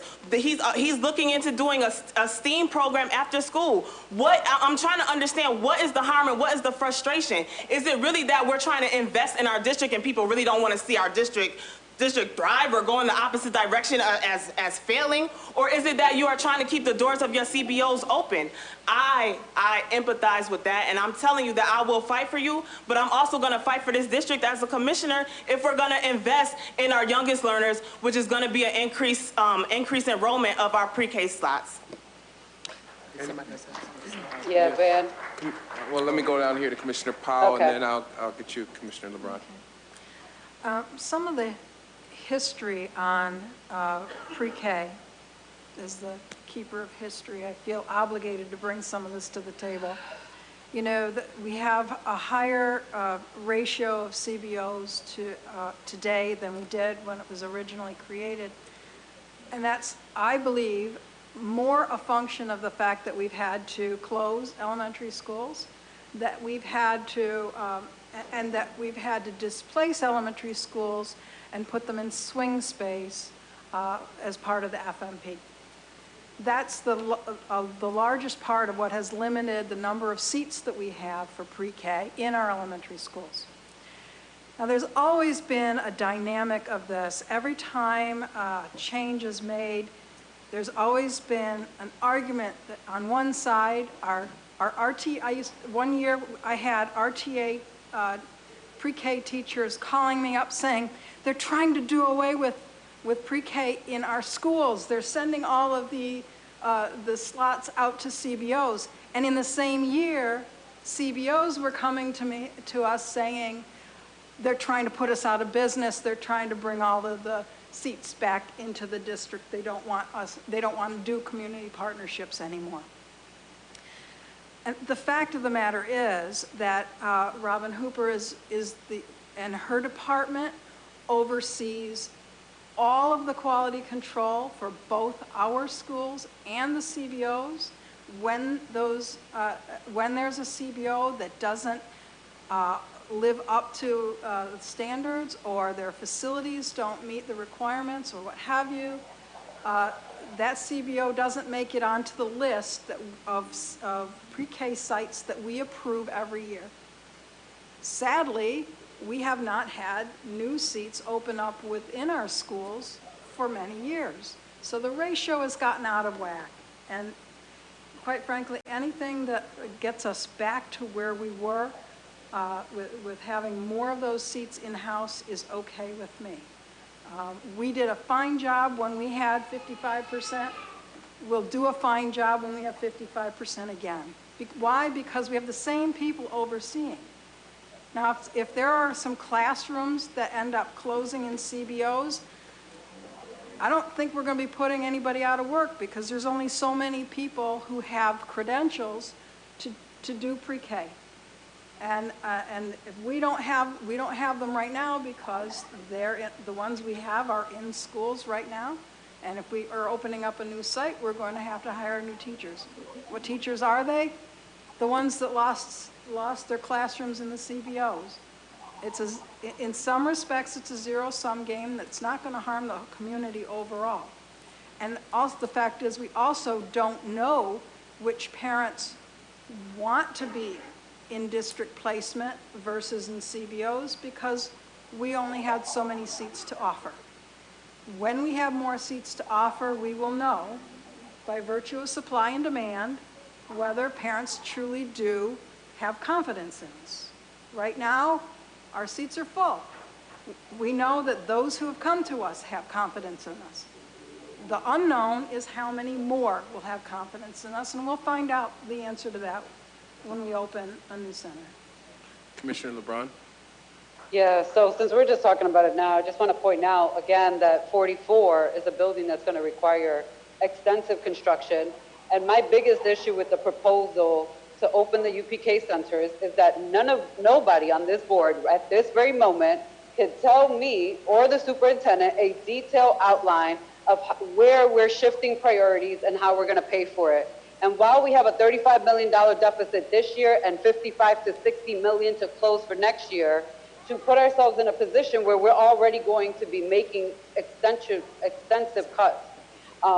For me, I need to be clear where this money is coming from. UPK grant is not going to cover the amount and the cost to recreate 2 centers. I also want to point out that there's nothing really that Commissioner Shepard stated that I would not support. She is right that we have gone to multiple governmental people and they are fully aware that we have this deficit. And I don't think that the March 1st deadline is attached to the city turning over the building into a charter school. And I do think we have time to fully understand, as Superintendent Dade mentioned in the media, shifting priorities, that doesn't have a monetary value to me. So I cannot make a decision on a partial plan or an ideology. I think it sounds good, but I don't think we have the full picture of what particularly is going to be impacted. Is it going to be special education? Is it going to be our school counselors? Is it going to be our social workers? Is it going to be our sports and our arts programs? And so I do think we're going to have some consequences closing 55 to 60 million already. But on top of that, shifting money from one budget line to another is also impactful. I also want to point out that in the last presentation that was given, that they stated we had 190 seats open, Commissioner Powell, 90 new seats, and on top of those 190 that are still open currently for UPK, and 90 that we just got for a new UPK grant in January. So that is about 280 seats that are currently open and not filled. And when we asked the superintendent at that meeting, how are we going to fill seats, particularly given the fact that we still have seats open now, I was not satisfied with Superintendent Terry Day's answer that he's competitive.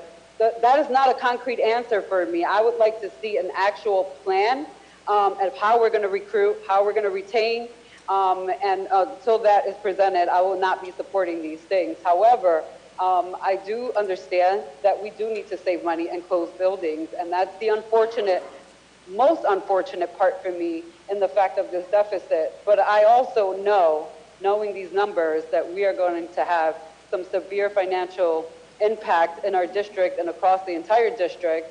And so shifting priorities is not a good enough answer for me.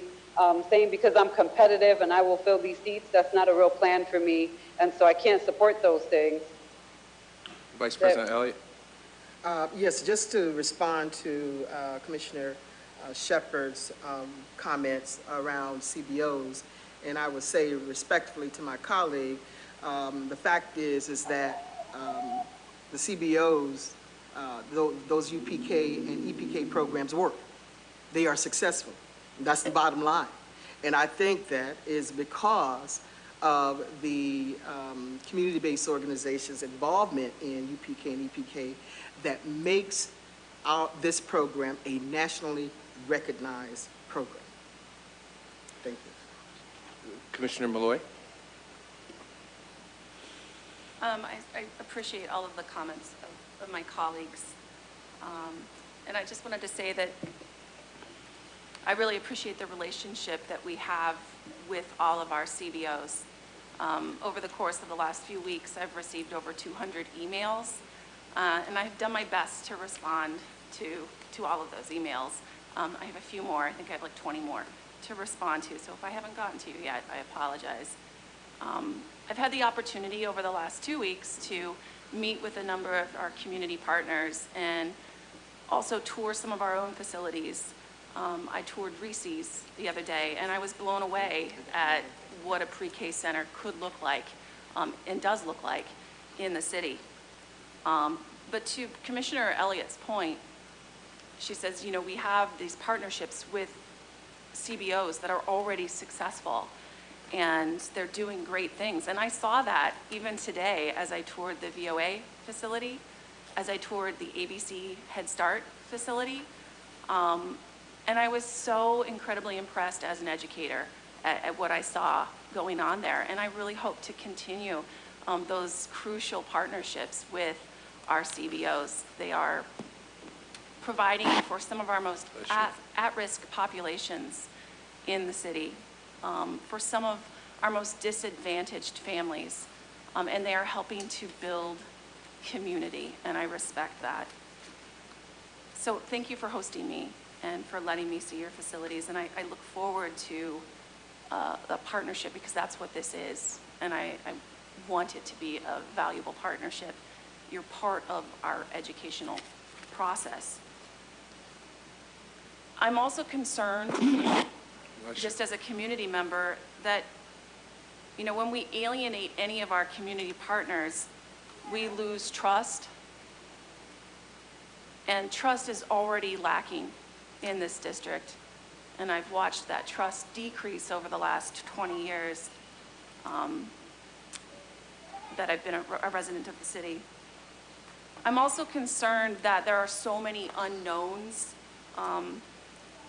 We'd be taking a huge risk. And you know, as an educator, when you find something that works well, you stick with it.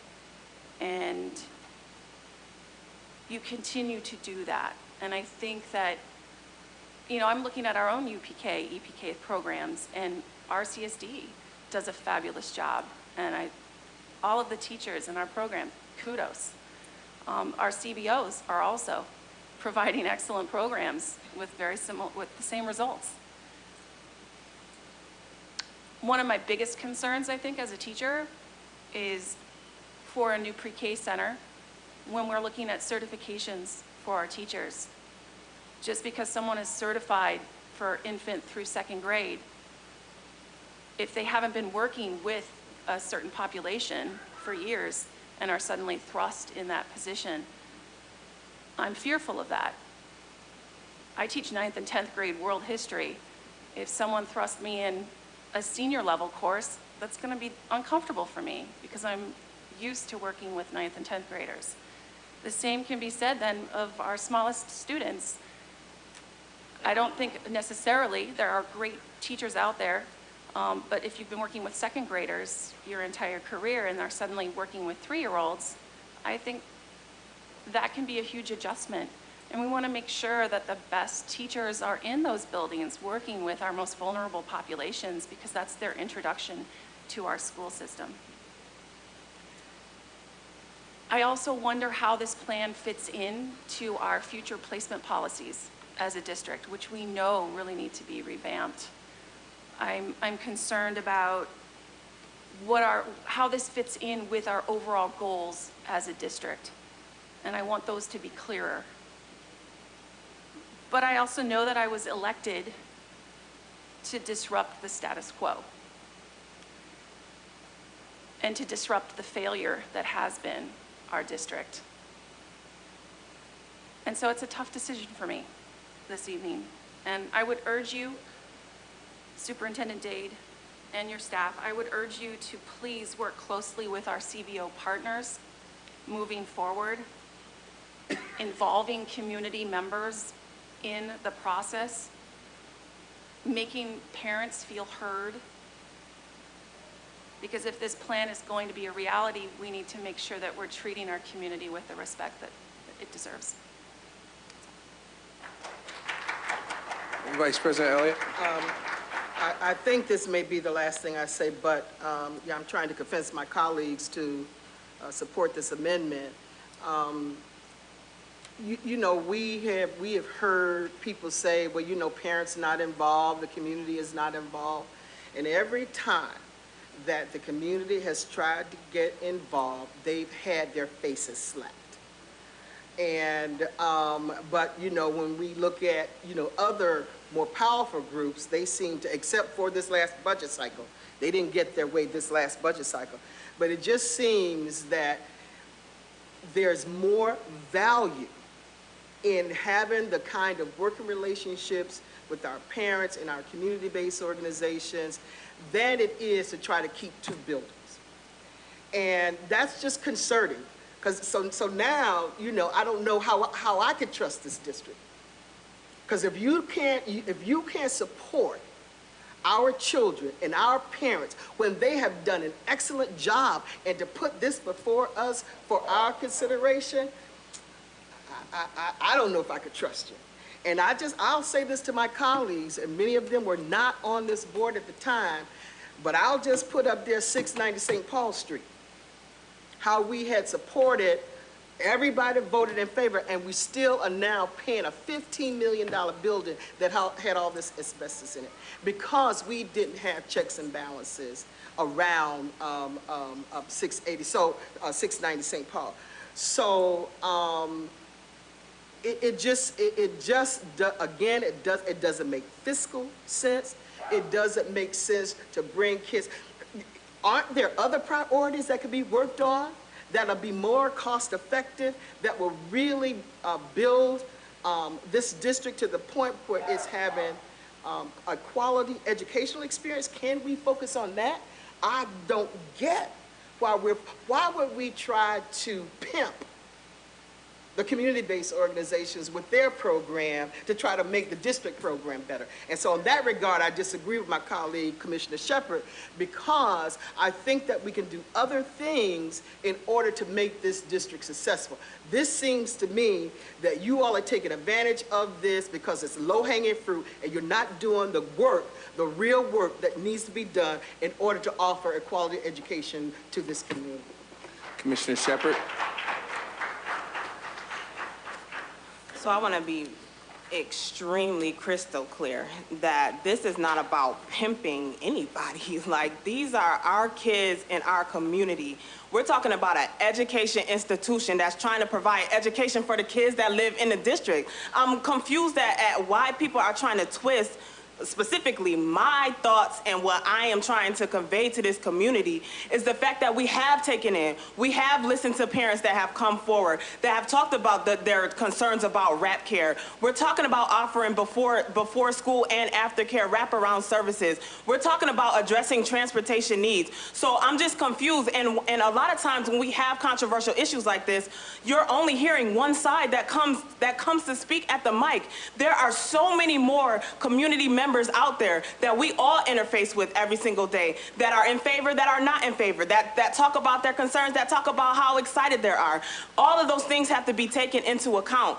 This, for me, and I can't speak for anybody else but myself, this is not about trying to pimp community-based organizations. This is about the fact, and I have said this before we went through our mid-year cuts, is that we are looking at, through this deficit, restructuring this entire district. This is just one tiny, even though it's very concerning and sensitive for a lot of us to talk about, this is just one little issue to what we have to face in the coming weeks in regards to how we are going to restructure this entire district. And so it's not just about low-hanging fruit, it's about everything that is is a part of what that means to restructure, and pre-K is one of them. And this is a tough decision for me. I mean, I'm running for office right now. The community can turn on me, parts of the community can turn on me, but I can't think about that. What I have to think about is the fact that this district is going like this, and we have to start thinking about strategies and solutions that get this district going like that. And it's a tough decision, and I have to take whatever daggers are going to be thrown at me,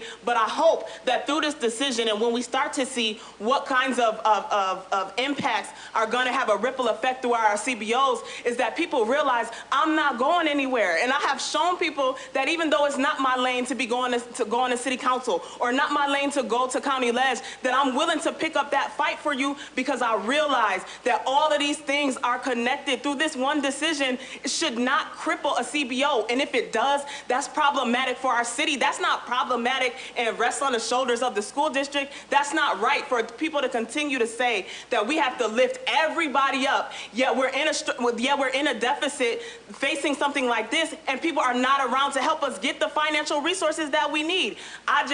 You have to choose a side when it comes to trying to rebuild this district. I'm choosing the side of the students. Our pre-K centers, they offer quality education. We're saying we're going to expand upon that quality. And if my colleagues feel like we don't offer quality education for pre-K, that's another issue. But for me, I think we do. I think the evidence is there, and I am going to support expanding those seats. Now, how many of those seats I think can still be negotiable, and how many CBOs are impacted is also a plan that we can continue to talk about. But this, for me, I just want to be very clear, it's not about pimping CBOs at all. I disagree with my commissioner. Let me just say that, and I do respect her, but I do think that that the district has taken a position on an issue that is working. We should be focusing in on those areas that are not working, in terms of making sure that we're providing the right kinds of course offerings that are going to attract more of our families to this district. We have not done that, and I think that this is, I just don't see any value to this, and why we're even having this kind of discussion around this particular issue. It just does not make sense, Mr. President. I'm done. Van? Yes, Commissioner LeBron. Yeah, so I just want to reiterate again that, again, we have a deficit. I'm often frustrated myself too, because I feel that I repeatedly say the same things over and over and over again, and it falls sometimes on deaf ears, and then unfortunately there are consequences. So I do want to reiterate that this board does not have an actual plan of how we are going to fund this, how much this is going to cost us to get it going, to get it started, to keep it and to keep it going. So starting and retaining are two separate conversations. But again, we have no indication of the cost and what the impact of this proposal is going to be on our budget.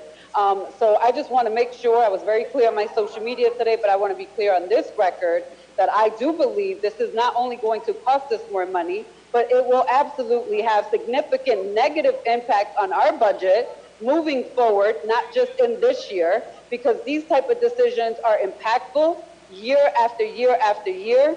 And so if people want to ignore the fact that there is right now on the table no clear, solid plan, both of the fiscal responsibility and the cost analysis, in addition to the fact that we don't even know what CBOs will be impacted, which for me is intentionally and means that we are getting a ideology from our superintendent and his administration that only paints half the picture. So I just want to put that on record. People can vote their conscience. My conscience is going to be a no tonight on that.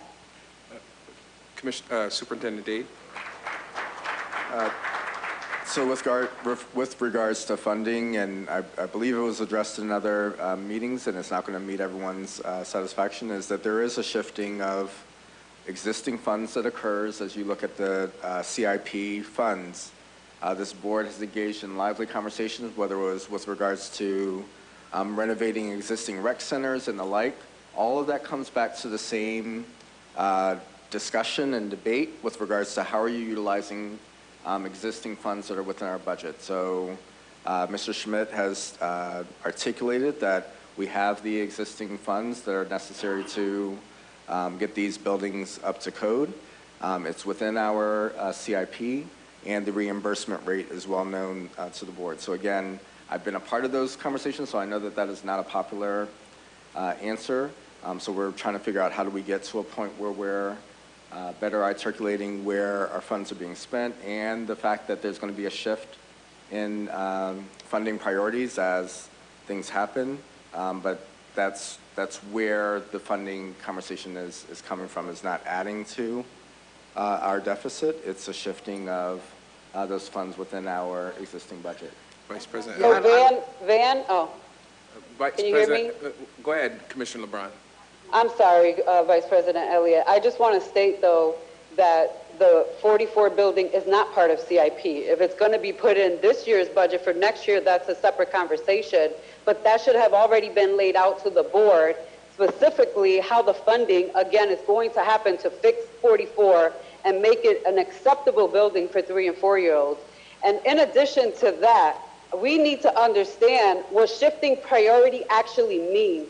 When we have a $55 to $60 million deficit where we know for a fact we're going to make cuts and we're going to feel those cuts throughout the district, shifting priority just simply means that we are going to take funding from one area of the district and move it over to another and call it a priority. But what does that mean? Does that mean special education? Does that mean social workers? Does that mean casework? We need to know those things as a board before we vote on a plan without having all of the facts and information, and it's going to have consequences. And I just want to put that on the record that, mark my words, this plan will have consequences if this board moves forward with the vote. Vice President Elliott? Yeah, Mr. President, I'd like to also say, you know, we seem to have found money for capital improvement for 44, but in every audit that has been done since I've been here, there's always been a concern about how are we addressing depreciation costs. And so we never seem to fund depreciation costs, but meaning to repair the buildings, to bring them up to market value. My issue would be, we need to, if we've got monies available in CIP, instead of trying to renovate a building that really, in my view, you know, if we don't have the students, you know, let's take it off the road. But we have to also fund depreciation costs. And we have never done that since I've been here. So why not take whatever money for School 44 and try to fund depreciation costs? That's always been an issue in this district. When we are audited, that is one of the areas that we are weak in.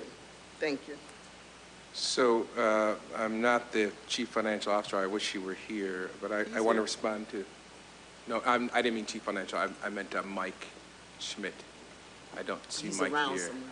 But in any event, I just want to respond as best I can within my experience to some of the comments that we made.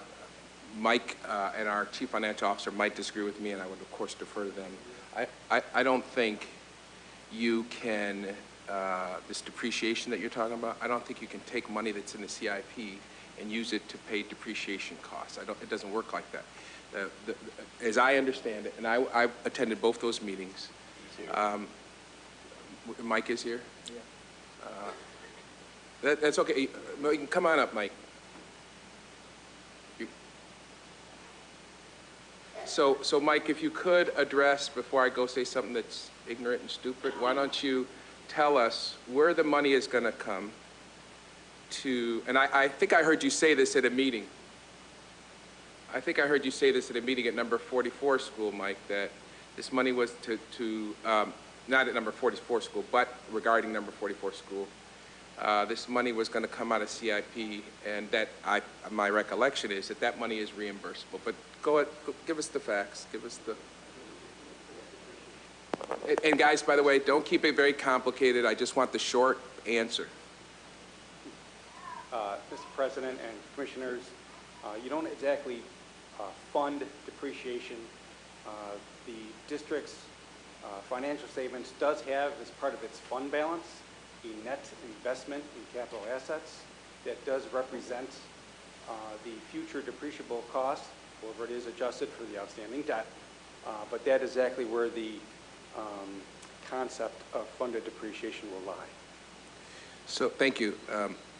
Mike, could you describe for us where the money would come to, because I think everybody concedes that the building has to be renovated to some extent. And I thought I heard you address this at a public meeting, but could you describe how that's going to work and where that money would come from? Sure. So we'll be doing some work this summer in the month of July and in August to get it ready for the start of the school year.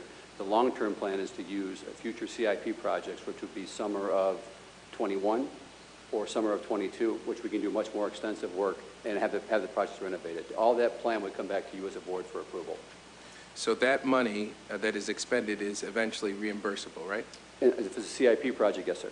So if you were to use that money on, let's say, books or teachers, that would not be reimbursable. You cannot use CIP. You cannot use capital money for that's books. right. So I just wanted that clarification. Van, can I get additional clarification on what sure. Mike is saying? So the CIP project. Commissioner LeBron, Commissioner LeBron, Yes. please ask Mike a question because, and don't make a statement. I just want to finish my remarks. But since Mike is up here, absolutely ask him a question. Yes, I'm sorry, Van. No, that's all right. Just very quickly, just for clarification, is 44 in this year's CIP project? No, it is not. And also, when is the money reimbursed to the city, back to the school district from the state for a CIP project? If we put 44 in next year, when would we be reimbursed for that? Because you take out, excuse me, for bonds for those projects, that's reimbursed over the lifespan of the bond. So I believe they're 15-year reimbursement. I can't hear him. You receive reimbursement over the life of the bonds. I believe there are 15-year notes on those bonds that you get reimbursed, and so we're being reimbursed every year for past CIP projects. So we did a project in the summer of 21. You'd be reimbursed at a certain percentage over the life of the bond that you borrowed. I couldn't hear the answer. I'm sorry. That's okay. I'll try to. You're reimbursed over the life of the money that you borrowed. I think it's a 15-year note that we did. The city borrows the money, we complete the project, and then it's reimbursed on a percentage basis over whatever number of years it's taken. It's not an immediate reimbursement the following year. Did you hear that, Commissioner LeBron? No, I couldn't hear him at all. Like, I hear him, but it's very faint and vague. Well, I don't think I could explain it the way Mike could. The reimbursement is not immediate. The reimbursement goes over the lifespan of the money that's borrowed to complete the projects. It is not, so we do not get it the following year. immediately we would have to budget for that and then anticipate that when that project was completed, we would be reimbursed back from the state. While we have a deficit, on top of potentially getting $35 million bailout funds that we would have to pay back starting next year. Yeah, all of that would be happening okay, thank you. What were you going to say something, Mr. Smith? These are bonds that you're taking out in regards to capital improvement. So you receive the plan, and then we borrow the money to complete the plan. So you have multiple approvals, but it's not the same pool of money that you're using it to cover your financial situation. It's totally different. Thank you, Mr. Smith. Again, I'm going to try to respond to a variety of things that have been said, so it may be a bit disjointed. One of the reasons why, ladies and gentlemen, we have a deficit is because we don't have the enrollment we used to have. One of the primary purposes behind this proposal is to stop the hemorrhaging. We love our students. We love, as educators, our ability to change their lives. But we get dollars for students that we represent and students that we care for and that we love and we educate. Again, one of the reasons why we have a deficit is because people leave this district. And what do we do about that? Do we continue to allow that to happen? Or do we do something a little more proactive and try to engage the parents and families in the belief that this district has, in fact, something to offer them? No one is saying that the CBOs do not offer a quality service to our children. No one has said that. I've never heard Terry or any of his designees even suggest that, because it would be a lie. But at the same time, it is unfair, principally unfair, for people to suggest, just out of wholesale cloth, suggest that, and I quote, we render questionable services, that our services are worse. Our pre-K services are just as good as the CBO services. We don't need to devour each other. There's no need for me to talk bad about the CBOs because that would be a lie. And by the way, it would be a lie for people to say the very program that everybody here, everybody talk about Robin Hooper. She's a district employee, a district leader. She's very engaged in the CBOs, and she's very engaged in our own center. There's no reason for anybody to be maligning anybody here. We offer a quality product. That's what people want us to do, to self-destroy and self-destruct. But at the same time, let me just say, we have the right to compete as a district, particularly where we have a quality product. Now, I know people said the district is questionable, and that could be said about a lot of things in this district, although I think it's said too often, and often it is inaccurate. And the charts in front of me speak to the fact that we are not a district going this way, we're a district going this way. But that's another subject. Nobody has ever said our pre-K program is not a program to be proud of. It's a nationally recognized program. And when they talk about that, they're not just talking about the CBOs. Yeah, they are talking about it, but they're talking about the district leadership and the district's pre-K program. So stop suggesting that we, as a district, can't offer the services that the CBOs provide. There is no reason for us as a people to devour each other. So stop it. Everybody has something to offer here. Mr. President, I'm not finished. I just want to say no, I'm not finished. This is healthy debate. Nobody's trying to devour each other. It's just healthy debate. Vice President Elliott, I did not interrupt you. I just would ask for the opportunity. Well, no. You said things, and that's good, and people listened, and they didn't interrupt. I would like the same opportunity. I just didn't want people to think that I appreciate people are being devoured, because that's not it, Mr. President. Vice President Elliott, you said some things that Commissioner Shepard responded to, but she didn't say anything while you were saying it. You allowed. We weren't devouring each other. But listen. I just want to make that point. But Vice President Elliott, the point is, a person has the floor, let them complete, and then I will call on you, and you can say we're not devouring each other. That's my assessment of this conversation. That we all have something to offer here, and when we say it's questionable, we don't have the product to offer our communities, we are devouring each other. There's no reason for that. Let me just say, I think that the administration has, there's been this allegation that nobody's talked to anybody, nobody's talked to parents. That is not true. You can disagree with the result, but that is not true. I have been at meetings. I was on one meeting with the flu. I tried to keep as far away as I could, but I've been to community meetings, and the people that were at those meetings at 44 and 57 were parents. And they spoke up against, I don't think I heard anybody speak in favor of it, but they were heard. And by the way, when people talk about changes that were made, I know a number of people spoke that, well, the changes, they changed their proposal at this time, they changed their proposal at that time. That's good government. So we went to the meetings, he went to the meetings, his staff went to the meetings. They heard reasons why or how it could be improved, and they changed the proposal. I've never heard a situation where that's bad government. That's good government, they're listening. So when a proposal changes because you go to a community meeting, or I think you've been on the radio talking about this, I know you've designed, your staff has designed a frequently asked questions thing, because those frequently asked questions were questions that were coming from the community. And so what if they change the proposal? In my opinion, don't ever get up here and say, oh, you changed the proposal, so that suggests you got a bad proposal. No, that suggests you have a knowledgeable proposal, an informed proposal. That means you've listened to people. That's the kind of proposal we want. We don't want a superintendent just offering up a policy and saying this is the way it's going to be. He at least went to 2 meetings that I saw him at, stood up there and answered every question, and most of them were very difficult questions. And what came out of some of those meetings is I think they changed the proposal. Why does that become bad government? That's good government. CBOs, I want to tell you, there's a question that has been raised about, I think it was most recently stated, well, we don't know what CBOs are going to be cut or where they're going to be cut from, and that proposal is not complete. Well, my friends, that's the right way to do it.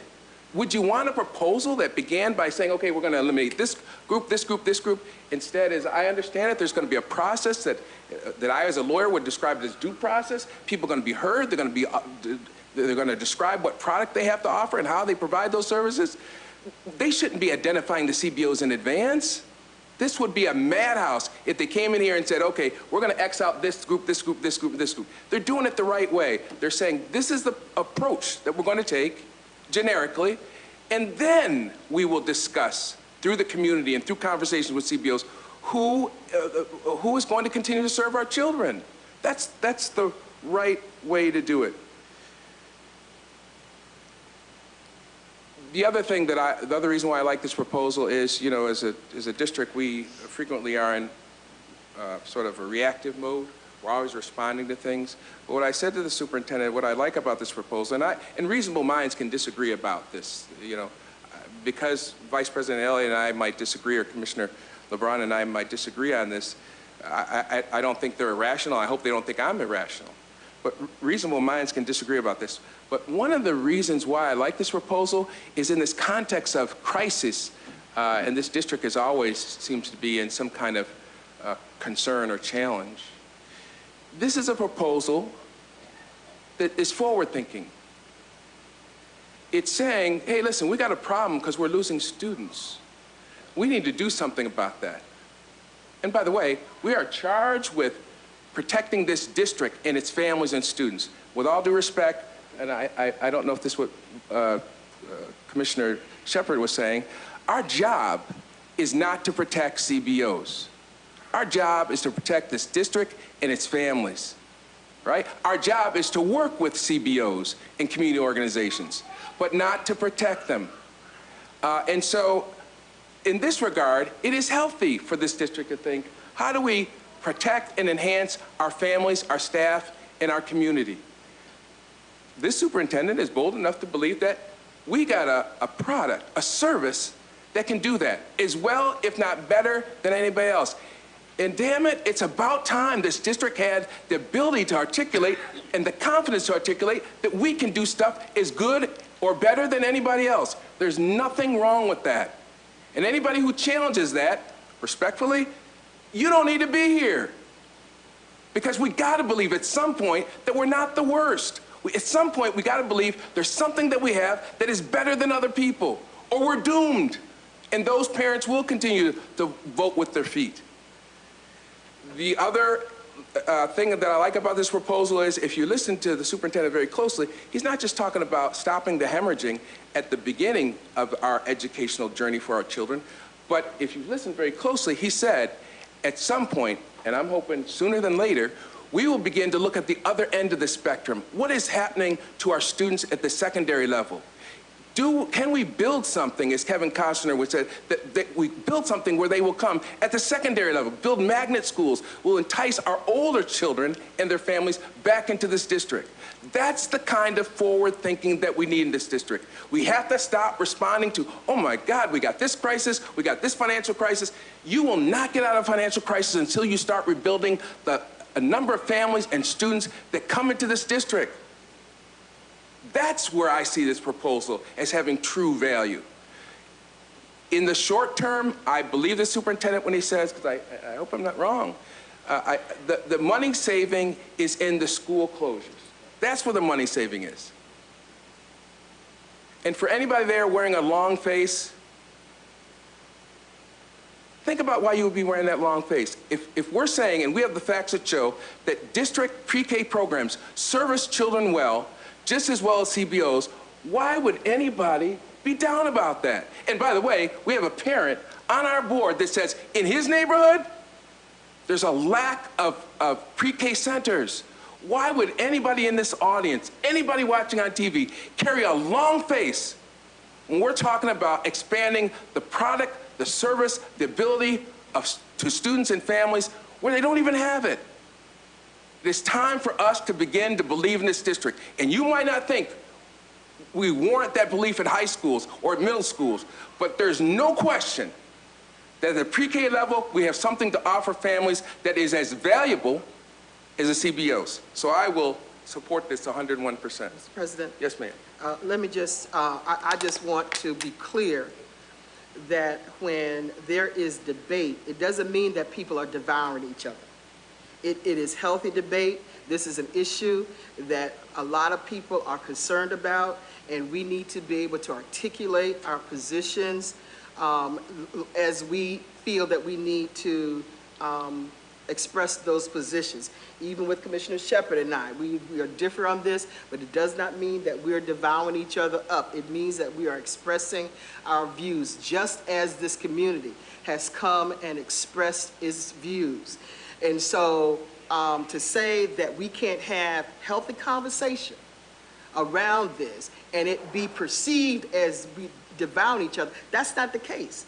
People have come respectfully to this podium. We have addressed this issue respectfully, and it should not be viewed as if we are approaching this in a negative manner.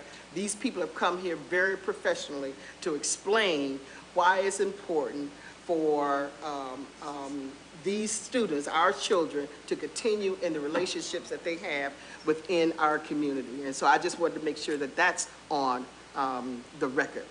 Because if we do not, we're going to lose these people, and they may walk out. They may not put their children in these schools because the quality of education is not there. Now, to say that it won't get there, that's not what I'm saying. But historically, we know that we've got a whole lot of charter schools that are out there that have taken the children out of this district, and we have not seemed to be able to really appreciate that in the past. So Vice President, let me just say I agree with you, and you've heard me say this before. This has got to be the place where you engage in open and free dialogue. That's what a good democracy is about. Debate is not debate is not a bad thing. In terms of devour, I want to bring some clarity about what I meant there, because I wasn't trying to suggest that we couldn't engage in lively debate. I was more referring to sort of an economic devouring of each other. And this was just my interpretation of not just what you said, but what other people are saying. You can't have a good pre-K at a CBO and simultaneously have a good UPK in the city. That's what I was referring to. I wasn't referring to the debate. I was referring to the implication of some of the things that I heard was we, the CBOs, are only the ones capable of offering this product because, and I'll just use your words that you just used. I think you just said something like worse or bad education. I don't think it's, particularly in this area, I don't think it is necessary or even factually accurate to denigrate either service, because we have exceptional CBOs and we have exceptional internal pre-K programs here in the city. So I just do think it's important that we hold each other up, and CBOs continue to do your thing. We know it's a good thing, but I'm saying now is the time, not later, not tomorrow. Now is the time to begin holding up what is indisputable in this community, that the district has a good pre-K program. And having said that, that doesn't mean I'm saying anything bad about the CBOs. And that's what this vote is about. It's not about bad CBOs, because we got great CBOs. It's about a very good district program, which no one here can dispute. So, Commissioner LeBron, were you going to say something? Yes, I just want to clarify that, again, my opposition has nothing to do with the quality of service in-house or out. I do think both provide exceptional UPK experiences, and I've said this multiple times, that people enter UPK, whether it's in the district or out the district. It is a phenomenal program, super supportive to families, and then they enter kindergarten. And I would agree that there is a disconnect there, that we haven't even addressed that. So to say that this is going to recruit students, I don't believe that, especially when we have 190 seats that were empty right now, both in and out, and 90 new seats with no plan of how we're actually going to fill those seats. In addition to that, I apologize to all the speakers. I will go back and listen to folks even after this meeting is over, just to see what was said. So I did not hear all of the speakers tonight. But I do want to point out, you mentioned something about a changing proposal, and that is frustrating for me as a board member to have a superintendent present one idea and then change the idea and come back with facts and numbers that are vastly different from the original presentation. Because this is not the time to have a changing view on a presentation. The original plan called for 500 seats. They then changed that number. I just did the math. It was like 435 seats. It went from 500 to 435 to plus the 90 seats that are new for the UPK grant in January, plus 190 seats that are unfilled. So to say we're going to recruit more students and then externally or as a consequence, a good consequence, have additional revenue, we don't even have the additional revenue now. There's 190 seats empty and 90 more seats that are empty. So again, I will say that this is going to have serious financial implications on not only this year's budget, but next year's budget, as these expenditures are compounded year after year in increases. And again, unless I see the numbers and I see what the actual plan is, I cannot support just what I would view at this point as a lip service and an idea to it. And I have a lot of respect for Terry Dade, so I want to throw this out there because I don't want anybody to hear this meeting and think that I'm not supporting my superintendent, but my job as a board member is not to blindly support the superintendent, any superintendent.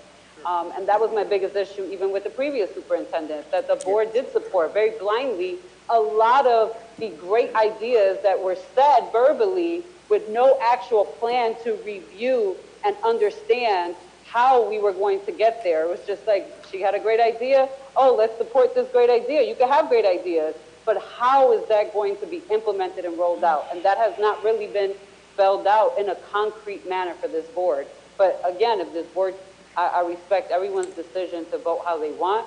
My focus is always going to be on the finances. How are we going to pay for it? How are we going to support it? And what the shifting priorities again mean?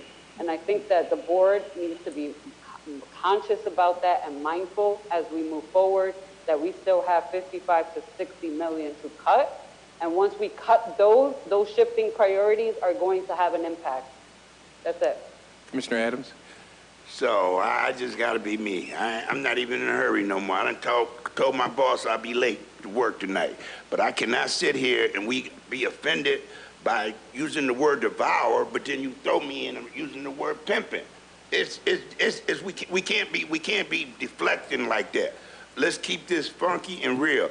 I don't know how the vote is going to go, but I do know this. I would like to still work with the CBO. I would like everybody in this community to support us, to support this thing. I feel like I've only been on here like 6 weeks, and I feel like I'm alone. When we're under attack, nobody's standing up there with us. Nobody has been up there that's been, please help us. No matter how this goes, let's try to work together, man.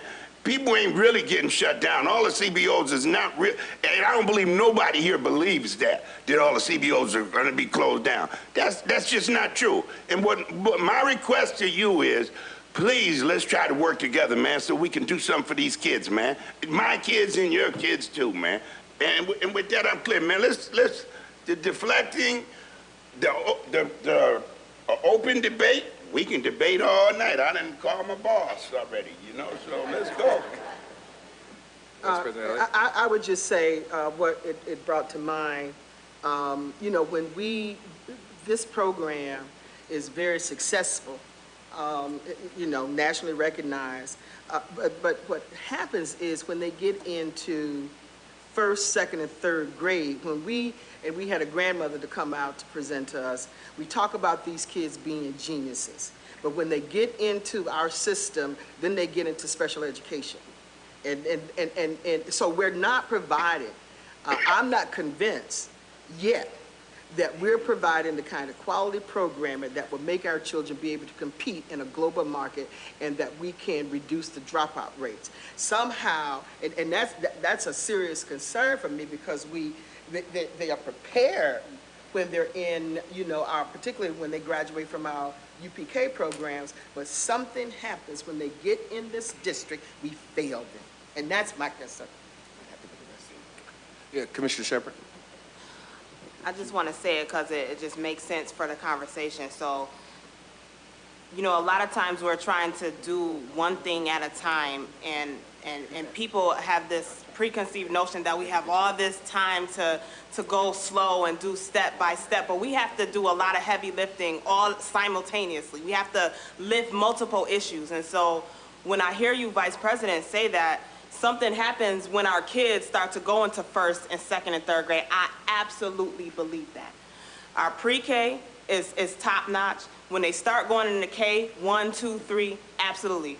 I put forth a recommendation for our board priorities to invest more in our early literacy, and it only got 2 votes. So it's not a board priority. And this is what frustrates me and why I feel like I'm in a twilight zone, and I'm not saying that you're putting me there, but I'm just saying that we have to do stuff simultaneously. We can't just say we're gonna support one thing, let's take it one at a time. We don't have the time. Like, we have to really get in that sense of urgency. Like, we have to do all of this heavy lifting. And so if we're gonna say like, well, when they get here, that's problematic, but then we have an opportunity to make it a board priority and it doesn't get the support, like, that's Twilight Zone stuff for me. Like, I really am at a space where we are going to have to make very tough decisions over the next couple of months. And it's gonna be shifting of funds, and it's also gonna be investing more in other areas and taking more out of some areas that people may feel very connected to. That's gonna be the reality of this whole thing. And it's not gonna be lightly, because we do have about 60 million that we're facing, and the state is not looking at us. City council is not helping us. Our mayor is going in the opposite direction of the things that we need to have happen in this district when it comes to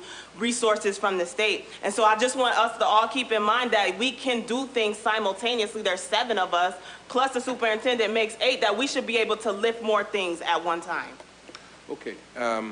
You know, I learned something the other day. To call the question, actually, Malik used to just say, call the question. It's actually and you really, and I love the guy, he was a great president, but that actually was not appropriate. You're supposed to call the question and then vote on calling the question. But I think everybody's pretty much said what they had to say. We're going to vote on the amendment, and I would just say to my colleagues, after we vote on the amendment, I think everybody said what they need to say about 730 and 731. So there really is, I wouldn't think, any need to have any further dialogue. So the first thing we got to do is vote on Commissioner Elliott's proposed amendment to 730. She has moved that. Is there a second? I'll second it just so that we can vote on it. No, there was a second. Oh, it was already seconded? Okay, it's been such a while. Any further question or comment on the proposed resolution? There being no further questions or comments, all those in favor of Vice President Elliott's proposal to amend Resolution 730 say aye. Aye. Nays? Aye. Nay. Oh, sorry. Nay. So I think I heard Commissioner LeBron say nay. Is that right, Commissioner No, LeBron? I said aye. Oh, you I'm said supporting it. I'm sorry, A. Yay. And the balance were no. Got that, Madam Clerk? All right, so the amendment fails. Can I get a motion to advance for discussion and debate resolutions? Van? Yes, ma'am. Van, I'm sorry, before you make a motion, I do want to point out that our legal counsel did send everybody, including the superintendent, the language in writing that allows myself and Commissioner Elliott the authority to vote on this tonight, citing that we have no financial, I personally could speak for myself, I'll let Commissioner Elliott make her statement. I have no financial benefit or gain. And in fact, my employer is not tied to any dollars related to the Rochester City School District. So I do have the authority to, and the ability without conflict of interest to vote tonight. Yeah, actually, I was going to say, we were having this extensive discussion. I would have advised you guys to say that earlier on, but I think you're right. I think you do need to say that. But it's up to you. I think our general counsel said it was up to you all, but I think, do you want to add anything further? No, I just want that on the record. And I have no financial, what is the language? Carl? I have no direct financial interest. However, I do have a interest in this community, and more so from in my 40 years of being involved in this community, and I have run early childhood programs, and I don't apologize to anybody about my views on protecting, you know, the work that's being done within the community. Just so that there's complete clarity for the record, and I think Commissioner LeBron and Commissioner Vice President Elliott made it clear, when we have situations like this where people think that there might be a conflict, even though there isn't, that's why we have general counsel, and an opinion was sought from him. He, as Commissioner LeBron and Vice President Elliott indicated, he has indicated, I'm paraphrasing it, that there is no conflict. You'd have to have Carl's time and energy and experience to understand why that is, but he provided counsel to both of my colleagues, made it clear that they did not have a conflict, and the only reason, or the reason why they're making this statement is that fact should be, that is a fact, that they got that assessment from our general counsel, and they're offering that because I think there was some conversation about whether they had conflicts. So I'm glad you were allowed to clarify that. And that also means, in case anybody doesn't know this, that they would therefore, they should feel very comfortable in voting on Resolution 730 and 731. Did I pretty much summarize that accurately? Yes, sir. All right. So I need a motion to discuss. Yes, You ma'am. already have a motion on the floor for 730 and 731. We're returning to the original. But I didn't think we got to the, oh, that's right.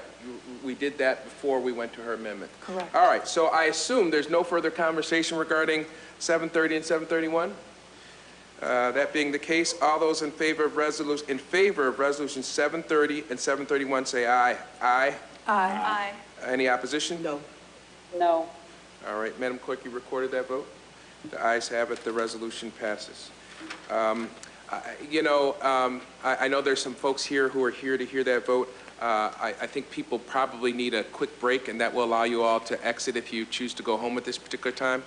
And for the media, I want you all to know we are going right back to business.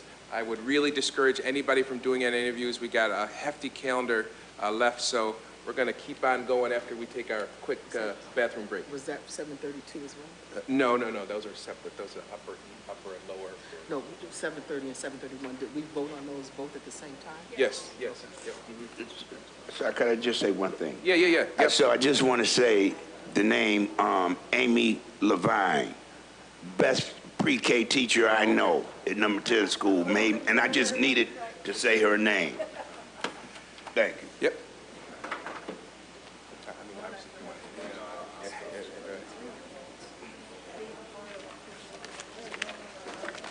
We're taking a break. Tom? Marisol, we're taking a break? Yes, Commissioner LeBron, we are taking a break. I'm going to try to switch over to the laptop. Okay, So I'm I will going to call text back you. again. All right.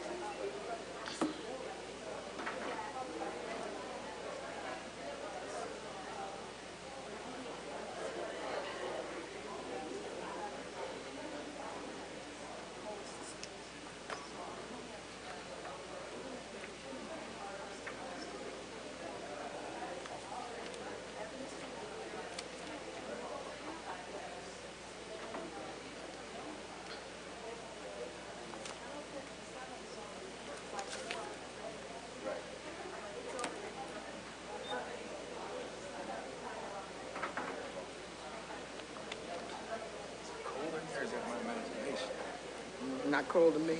Man.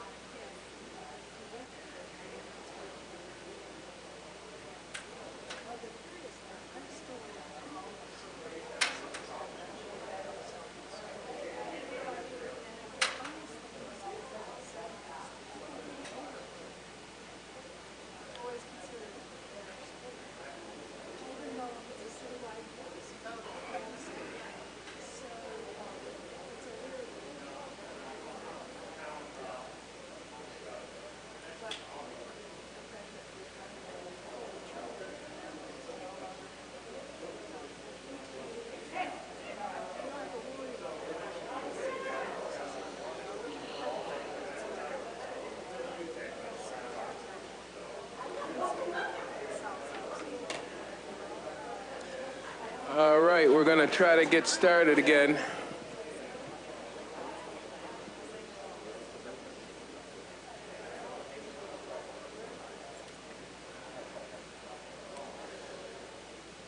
Okay, who we missing? Natalie.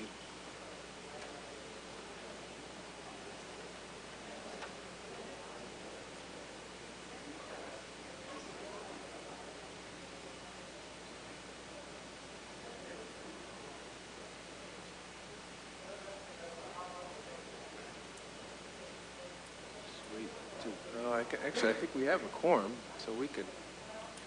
Let's see what, I'm just trying to figure out what's on the agenda. Yeah, we gotta. Here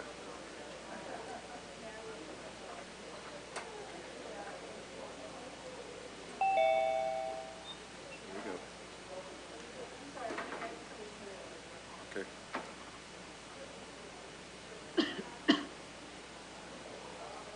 Can you guys hear me?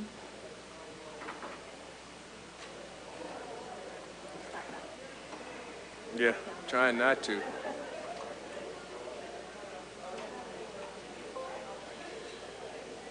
Okay. Back on track here.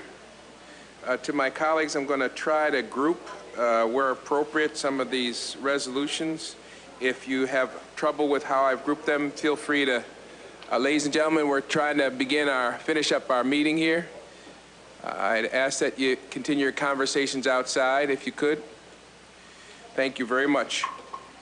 All right, as I indicated to my colleagues, I'm going to attempt to, where appropriate, bundle, if you will, some resolutions. If that bundling is troublesome to you, feel free to just speak up and tell me, but I'm going to do my best. And sometimes I won't, because there's no way to appropriately combine some of these resolutions.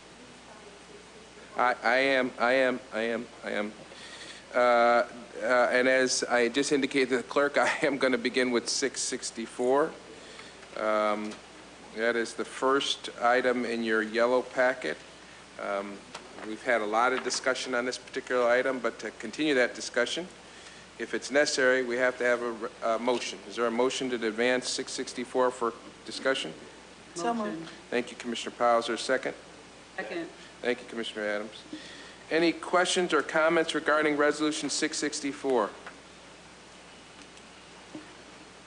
Yes. I would Ms. only Powell. say it's a good start. I think it needs to be expanded, but I'm supportive of what we have here. Any further questions or comments?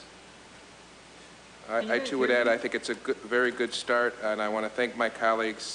Took us a while to get there, but I want to thank my colleagues for working through this very important topic. We know what it's about. It's board guidelines, code of ethics, so forth. Commissioner Malloy, you came in at the tail end of this effort, but got us through the finish line, so we appreciate that. Any other comments or questions regarding 664? And for those listening in Albany, this is part of our ongoing effort to improve as a board. These are guidelines for how we relate and how we communicate with each other, and I think they will serve as a model for other boards. If you watch YouTube, you see a lot of boards of education could probably use a few guidelines. So we're not the only board to argue and disagree, and these guidelines provide good parameters for those ongoing healthy conversations. All those in favor of Resolution 6, I'm sorry? I'm sorry, can you hear me now? Yes. Okay, thank you. Sorry, go ahead, Ben. Okay. All those in favor of Resolution 664, say aye. Aye. Aye. Any opposition? We are unanimous, ladies and gentlemen. 664 passes. Next, I need a motion to advance Resolution 683. So moved. Been moved by Vice President Second. Elliott, seconded by Commissioner Malloy. Any questions or comments regarding Resolution 683? There being no questions or comments, all those in favor of Resolution 683 say aye. Aye. Any opposition? The ayes have it. I need a motion to advance Resolution 685. Been moved by Commissioner Malloy. Is there a second? I'll second. Thank you, Commissioner LeBron. I'm sorry, you skipped directly to I'm sorry, did I say 685? 680? I said 685? There is a 684. No. Yeah, that's the one I'm seconding, 684. then, It's at the bottom. 683 is, okay, the agenda that I have, and this sometimes happens, it goes from 683 to 685 yeah, on the bottom. well, your agenda has 2683. Mr. Oh, okay, President. so I think I've said. Mr. President, your agenda has 2683. Wait. Two people are talking at the same time. I can't multitask. Why don't you describe what's going on, Madam Clerk? Okay. All right, 2683s. Oh, I see. So that was supposed to be 684? Yes. Oh, all right. Well, that's a mistake then. All right, so all we passed then was 683. Correct. So before we move on to 685, there is a typo on the agenda, which is no big deal. I need a motion to advance Resolution 684. Thank you, Commissioner Malloy, seconded by Commissioner Powell. Any questions or comments regarding Resolution 684? Yeah, I would like to talk about that in executive session. All right, we can do that. 684. So we won't be voting on that right now. That's executive session. All right. So let's go back to 685. Did I get a motion on that? I got a second, right? 685? Well, we'll do it again just for the record. Get a motion to discuss Resolution 685? Second. All right. Okay, a little delayed in the response, but we didn't need to do that. That resolution has already been advanced for discussion. Any questions or comments regarding Resolution 685? That, just to be clear, is a resolution dealing with the appointment of professional educator in a tenured area for probation. There being no further questions or comments, all those in favor of Resolution 685, say aye. Aye. Any opposition? Okay, can I get a motion to advance for discussion Resolution number 686? So moved. And moved by Commissioner Malloy. Is there a second? I'll second. Thank you, Commissioner LeBron. Any questions or comments regarding Resolution 686? Yes. Yes, Commissioner LeBron. I need to understand what this resolution means, if we're reinstating people, and if so, why only part-time for music and childhood 1 through 6 in the elementary school. One says music for school number 8, but I need to understand what these positions are. Part-time teaching tenure positions.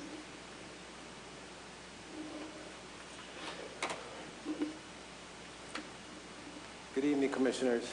Good evening.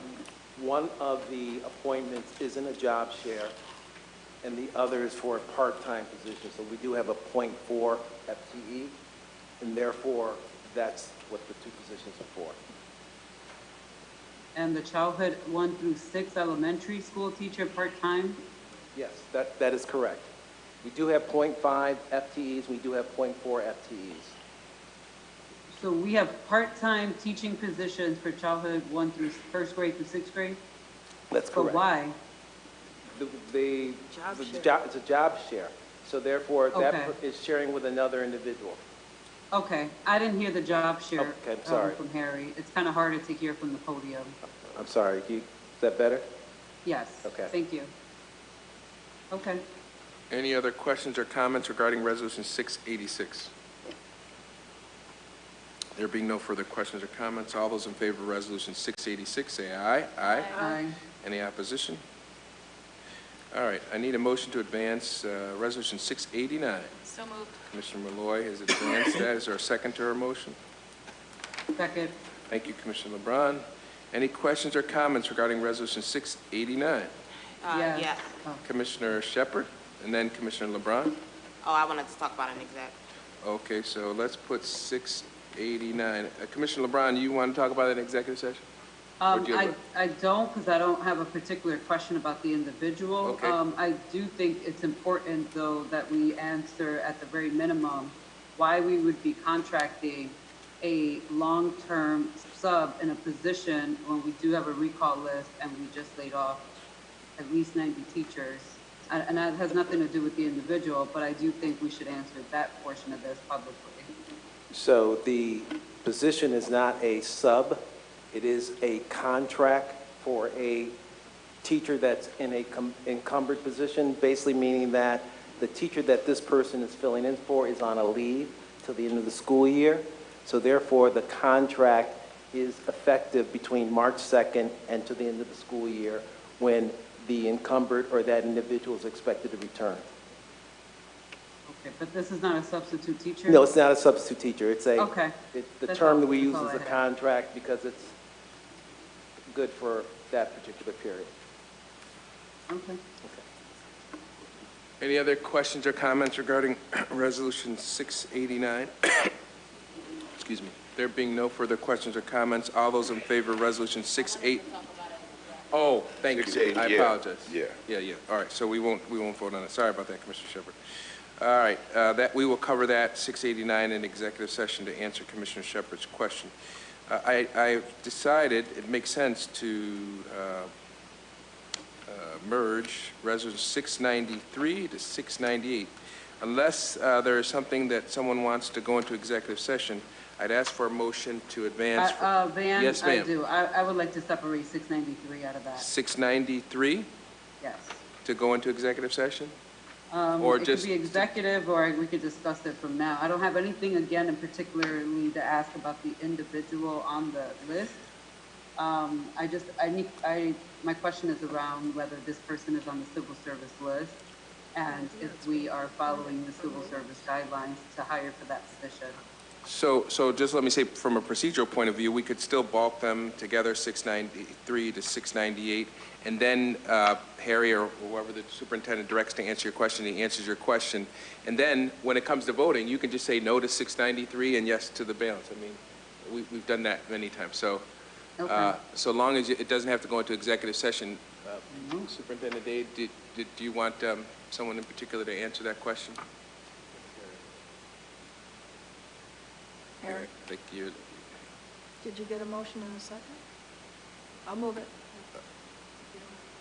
I'll move. I have not, hold on one second, Harry, don't go anywhere. I'm not going anywhere. Commissioner Powell has offered to advance 693 to 698 for discussion, seconded by I'll second. Commissioner LeBron. Commissioner Adams was ready too. Harry, go ahead, you can answer the question. So in the civil service nomenclature, the term provisional means that there is no list. So therefore, an individual can, once they are cleared and they apply through the civil service process and they meet the civil service requirements, the district, we can hire the individual. So therefore, it's a provisional appointment because there's no one on the list. And then when the time comes when there is a test that's administered, the individual must take the test and register in what they call the top three. Okay, thank you. You're welcome. Any further questions or comments regarding Resolution 693 to 698? Thank you, Commissioner Powell, for reminding me that we had to move that resolution. There being no further questions or comments, all those in favor of Resolution 693 to 698, say aye. Aye. Aye. Any opposition? All right. No to 697. Did you get that, Madam Clerk? All right, I'm going to do my best to bulk 701 and 703. It's not consecutive, but it's 701 to 703.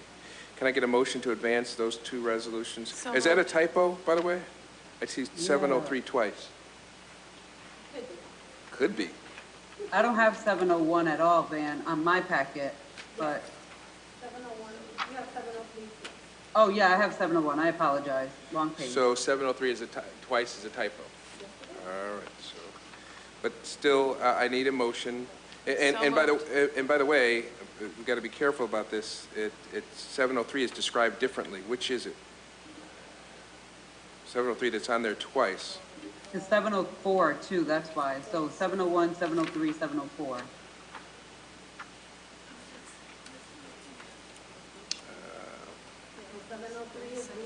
Eligibility list, civil service. Yep.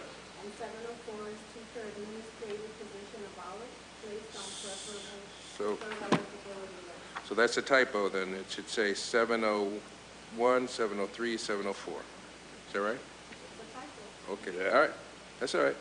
Okay, So, I need a motion to advance for discussion, Resolution 701, 703, and 704. Is there a So motion? moved. Thank you, Commissioner Malloy. Is there a second? I second. Thank you, Commissioner Adams. Any questions or comments regarding those three resolutions? Yes, 704. Yes, ma'am. On the agenda list, it says it is a position abolishment to place on the preferred eligibility list, but the resolution is a recall from a preferred eligibility list. So I just need clarification if we are eliminating these positions or if we're recalling them from the eligibility list. It's recall, right? It's recall. It's just So we're recalling them back into the district? That's correct. All right, thank you, Terry. Any other questions or comments? Yeah. Yes, Commissioner Shepard? Yeah, 701, I would like to talk about an exec. And my questions are really short for all the ones I'm asking for exec, but they do have to, So you said 701? yeah, Just 701? yes. Okay. All right, so we won't vote on 701. I need to amend that motion to it, and it needs to be amended to just include Resolution 703 and 704. Can I get that amendment? So moved. Thank you, Commissioner Malloy. Is there a second? Second. Second, Vice President Elliott. Any further questions or comments regarding 703 and 704? There being no further questions or comments, all those in favor of Resolution 703 and 704 say aye. Aye. The ayes have it. Any nays? Okay. If you move down your blue agenda there, you'll see authorizations for additional pay. I've grouped them together as 707 through 713. Is there any, before I go any further, is there anything that people feel need to go into executive session on any one of those resolutions? They're consecutively numbered. All right, so I need a motion to discuss resolution 707 to 713. So moved. Commissioner Adams has made the motion. Is there a second? Malloy, I'm sorry. Is there a second? Yeah. Thank you, Commissioner Adams. Any questions or comments regarding resolution 707 to 713? Yes. Yes, ma'am. So when I was going through these resolutions, I just wanted to point out that when we asked for the certified budget line balance on each of these line balances, that when I looked through these, some of them had the same budget code, but the number for the expenditure versus the revenue that was still in there were equal, which didn't make sense if then further down between page 15 and 30 of my packet, it showed up again. So I'll give you an example. On page 15, between resolution A, B, C, and D is $1,610. The certified budget line is $1,610. So was this the amount before the expenses, or this is the balance? Because if we're using that, then the balance would be zero. There are multiple issues like this. On page 18, it's the same thing. We're spending $315. They're saying that the certified budget line balance is $315. I apologize.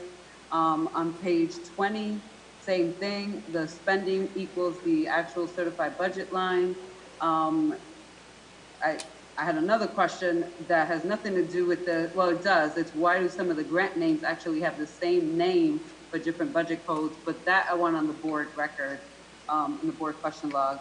But I just needed to understand why the balances for some of these and the expenditures were equal in dollar, but then used down in the same resolutions. I just need clarity around that. Superintendent?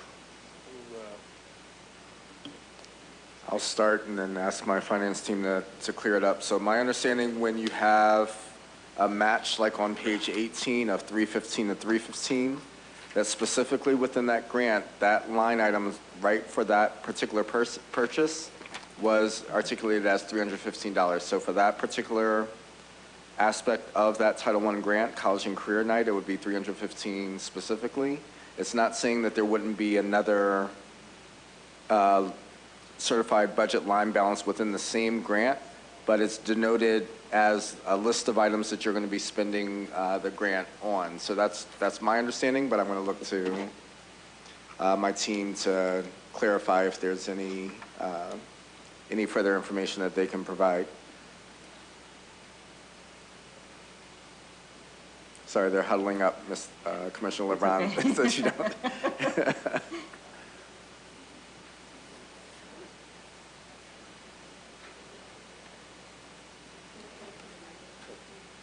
Good evening, Commissioners and Mr. President. As it relates to the certificated or certified budget line balance, I know that the one on Resolution 709 with $315 was referenced, for instance, on the Title I grant. That relates to $315 being available before the expenses shown below for the 3 individuals, which also totals $315. So in that case, that $315 was set aside specifically for that college and career night on that specific budget code. So does that also mean that after that 315 is spent, that then that budget code line doesn't have any more money? At this point in time, no, it would not. That 315 would be encumbered for that specific resolution. So I just want to point out, though, that when this board requested that we have spending in the certified budget line balance, it is supposed to reflect the balance that's in that budget line so that we know that the expenditure is, we're able to cover it, and then what the balance is for that line. So if we're showing that we're spending 315 and we have 315 to spend, it doesn't tell us what we're spending, what the balance is going to be. Does that make sense?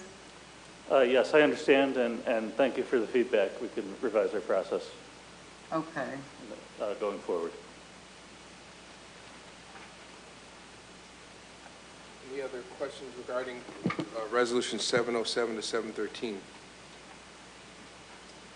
I'm going to be voting no on them tonight for the same reason that I did last month in regards to the language in all of the resolutions that talks about the board authorizing the administration to revise the pay rate and spending in the event that a pay rate is superseded by change to the collective bargaining agreement or the pay rates of the assigned personnel, only because I would like to know how that is going to continue to impact our budget if we agree to pass it and then it changes. So I would just like to see different language in the future.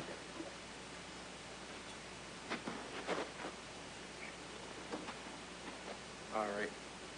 I'm just waiting for Commissioner Malloy to come back. Okay, well, before she comes back, I just want to say I'm also not going to be voting on these today, although I want to support these, all of these. I cannot vote on it, knowing that the spending and the budget line balance is not reflective accurately at this time. So although we can say we're spending 11,000, I don't know what the budget line actually holds and if it has enough money to cover 11,000. And I'm just using page 31 as an example because it's what I'm looking at right now. So it's not to say I don't want to support these important initiatives. I just want to throw that out there.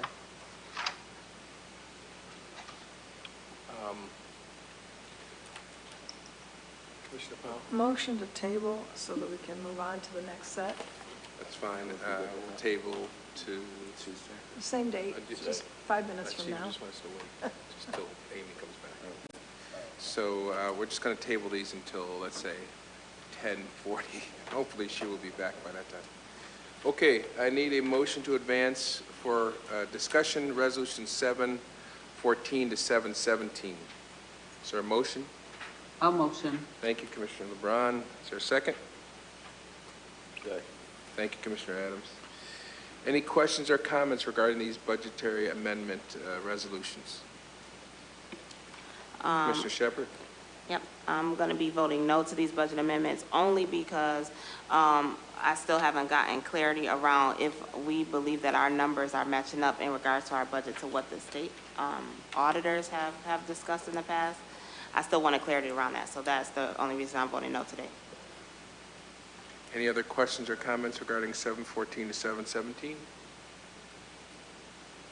There being no further questions or comments, all those in favor of Resolution 714 to 717 say aye. Aye. Aye.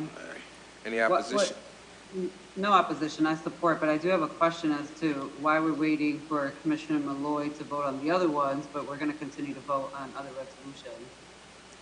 Is there a reason for that? No, not in particular, but, because, well, I will tell you, I'm pretty good at counting small numbers, and I don't think the resolution will pass unless she's here. I'm talking about Okay. 707 to 713. Okay. So we could either You table got it. 2 no votes, so I'm sure you'll get the other 4 from the other colleagues. Well, I don't know that for sure, but I'd like to be, know one way or the other. And the only way to know that is if she's here. Otherwise, we could table it and put it off for 2 weeks, but. No, that's fine. I just wanted to Oh, clarify. no, that's okay.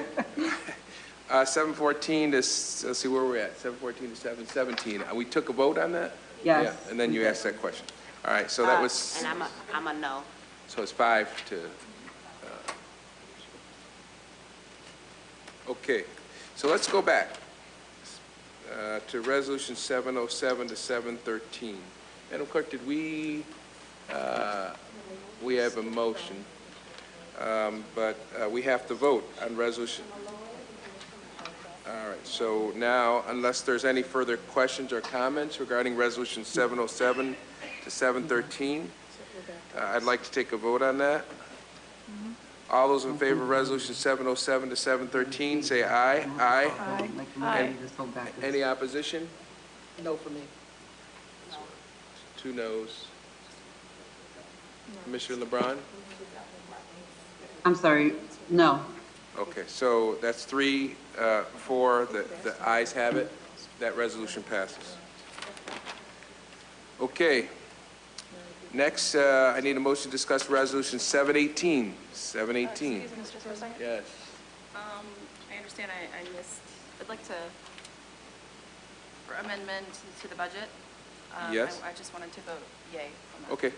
Madam Clerk, have you recorded that? She wants to add her vote, that is a yes to 714 to 717. Okay. Thank you, Commissioner Malloy. Natalie just texted me that she could see you in the mirror when you're standing up, so. What's that? Okay. I need a motion to advance Resolution 718. Is there a motion? Thank you, Vice President Ellie. Is there a second? Second. Thank you, Commissioner Powell. Is that what you, Commissioner Powell? All right. Any questions or comments regarding Resolution 718? There being no questions or comments, all those in favor of Resolution 718 say aye. Aye. Aye. Any No. opposition? No.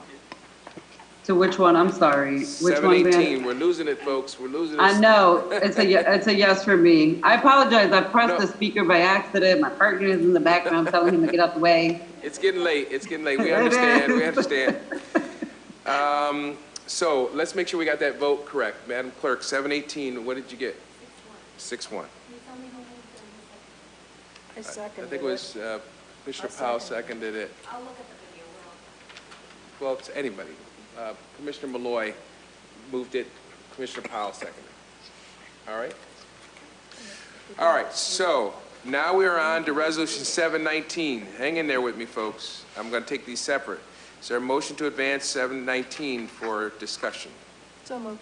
Moved by Commissioner Powell, seconded Second. by Commissioner LeBron. Any questions or comments regarding Resolution 719? Yes, Mr. President.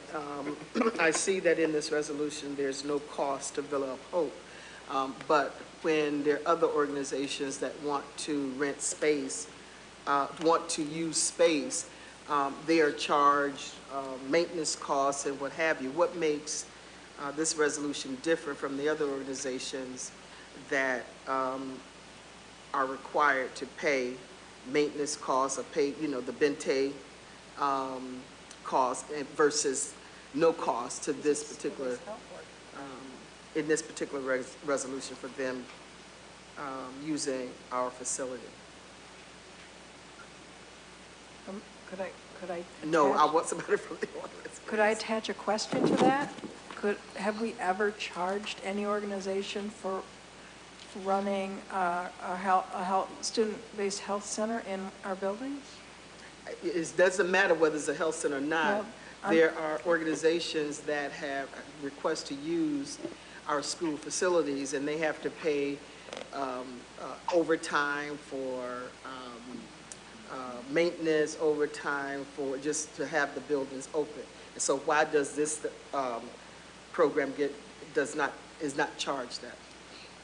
The request that you have before you is to be run during the academic school day. Commissioner Shepherd? And I just wanted to make sure that I was reading it correctly before I say thank you to the Villa, but so they are providing all of these services, assessments, individual group, family therapy, medication management, assistance, psychiatric evaluations, comprehensive nursing assessments. They're providing all of those services free to our students and to our district. And so I did want to say thank you to the Villa of Hope for taking on that heavy lift for us. They are. Thank you. There being no further questions or comments, all those in favor of Resolution 719 say aye. Aye. Aye. Any opposition? I need a motion to advance Resolution 720. So moved. Commissioner Malloy has made that motion, Second. been seconded by Commissioner Powell. Any questions or comments regarding Resolution 720? Yeah, just explain the whole thing.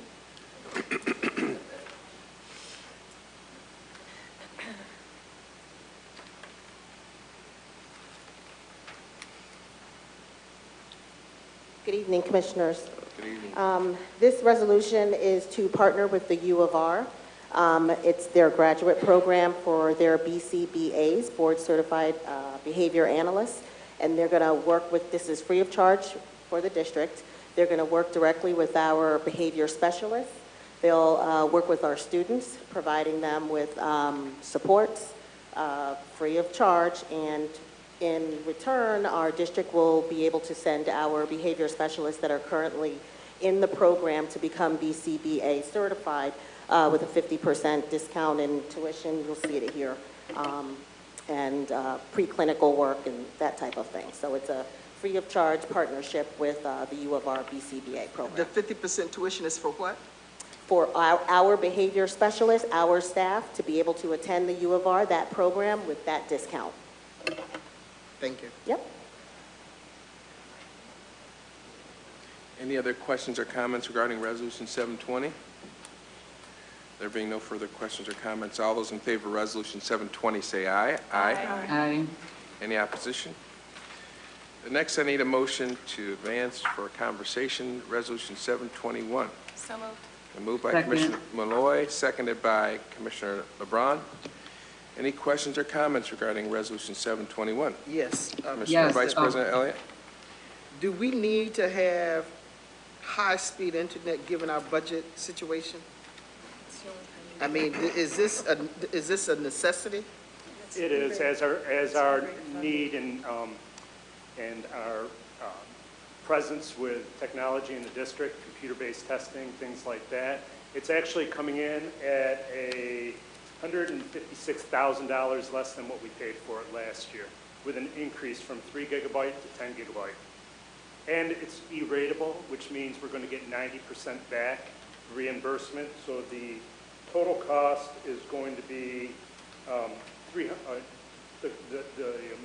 resolution is for $373,000. It's going to cost the district, actually, after we put in for our E-rate, $37,000. Thank you. Yep. So can I, Van, Yes, sure. I literally had the same exact question, that we're upgrading our network during a deficit, and this is coming from general fund. I would just ask that in the future that it is put in writing when something is reimbursable, so that we have that information up front. And the public has the right to read these resolutions and know that that is going to be something that is reimbursable. Because when I see $373,000 during a budget deficit and it's coming from our general fund, which we barely have enough money right now to cover us to the end of the year, that was a big red flag for me. So I appreciate that that was cleared up, that we're going to be reimbursed. but that should have been in the resolution. Noted. So that we have it on record. We'll do that in the future. How long All right, does thank it, you. How long does it take to get that money back? We make that reimbursed? application as soon as it's approved. We make that application in March, and we get the reimbursement in November, December timeframe. So you'd be doing that this March? This March, we'll sign the contract, we'll submit it for E-rate, and then get reimbursed in November or December of this year. You know, I was thinking the same thing. $383,000 is a lot of money. $373,000 is a lot of money, but it's a hard deal to pass up if you're being reimbursed. And it's coming in $156,000 less than what we paid for it last year. Okay. Any other questions or comments regarding Resolution 721? There being no further questions or comments, all those in favor of Resolution 721 say aye. Aye. Any opposition? Seems like the ayes have it. I need a motion to discuss Resolution 722. Is there a motion? Thank you, Commissioner Malloy, seconded by Commissioner LeBron. Any questions or comments regarding Resolution 722? There being no questions or comments, all those in favor of Resolution 722 say aye. Aye. Aye. Any opposition? There being no opposition, the ayes have it, and it passes. I need a motion to advance for discussion Resolution 723. So moved. Been moved by Commissioner Malloy, seconded by Second. I'm going to be a no on this. Commissioner LeBron. Any questions or comments? I heard Commissioner Adams say you were going to be a no on this one. Is that right? Yeah. Any other questions or comments? Yes. Go ahead, Commissioner LeBron. Yeah, so for number 723, when I saw this resolution that was coming to us in the form of a resolution for $28,350, the first thing that stood out for me is the fact that we don't get resolutions under $35,000 for consultants unless that amount has already been spent or will be exceeded. So I do appreciate that we just got the quarterly reports for consultants about a week ago, because I was able to go back to that report and pull up that we've already spent $10,000 with this advertising council. And the biggest issue I have is the fact that we have an entire communications department.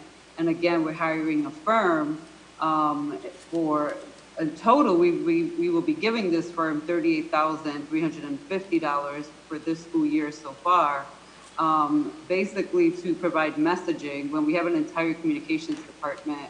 And I've brought this up before that this is, I believe we should have a strong communications department, but our previous superintendent also had consultants hired specifically for communications.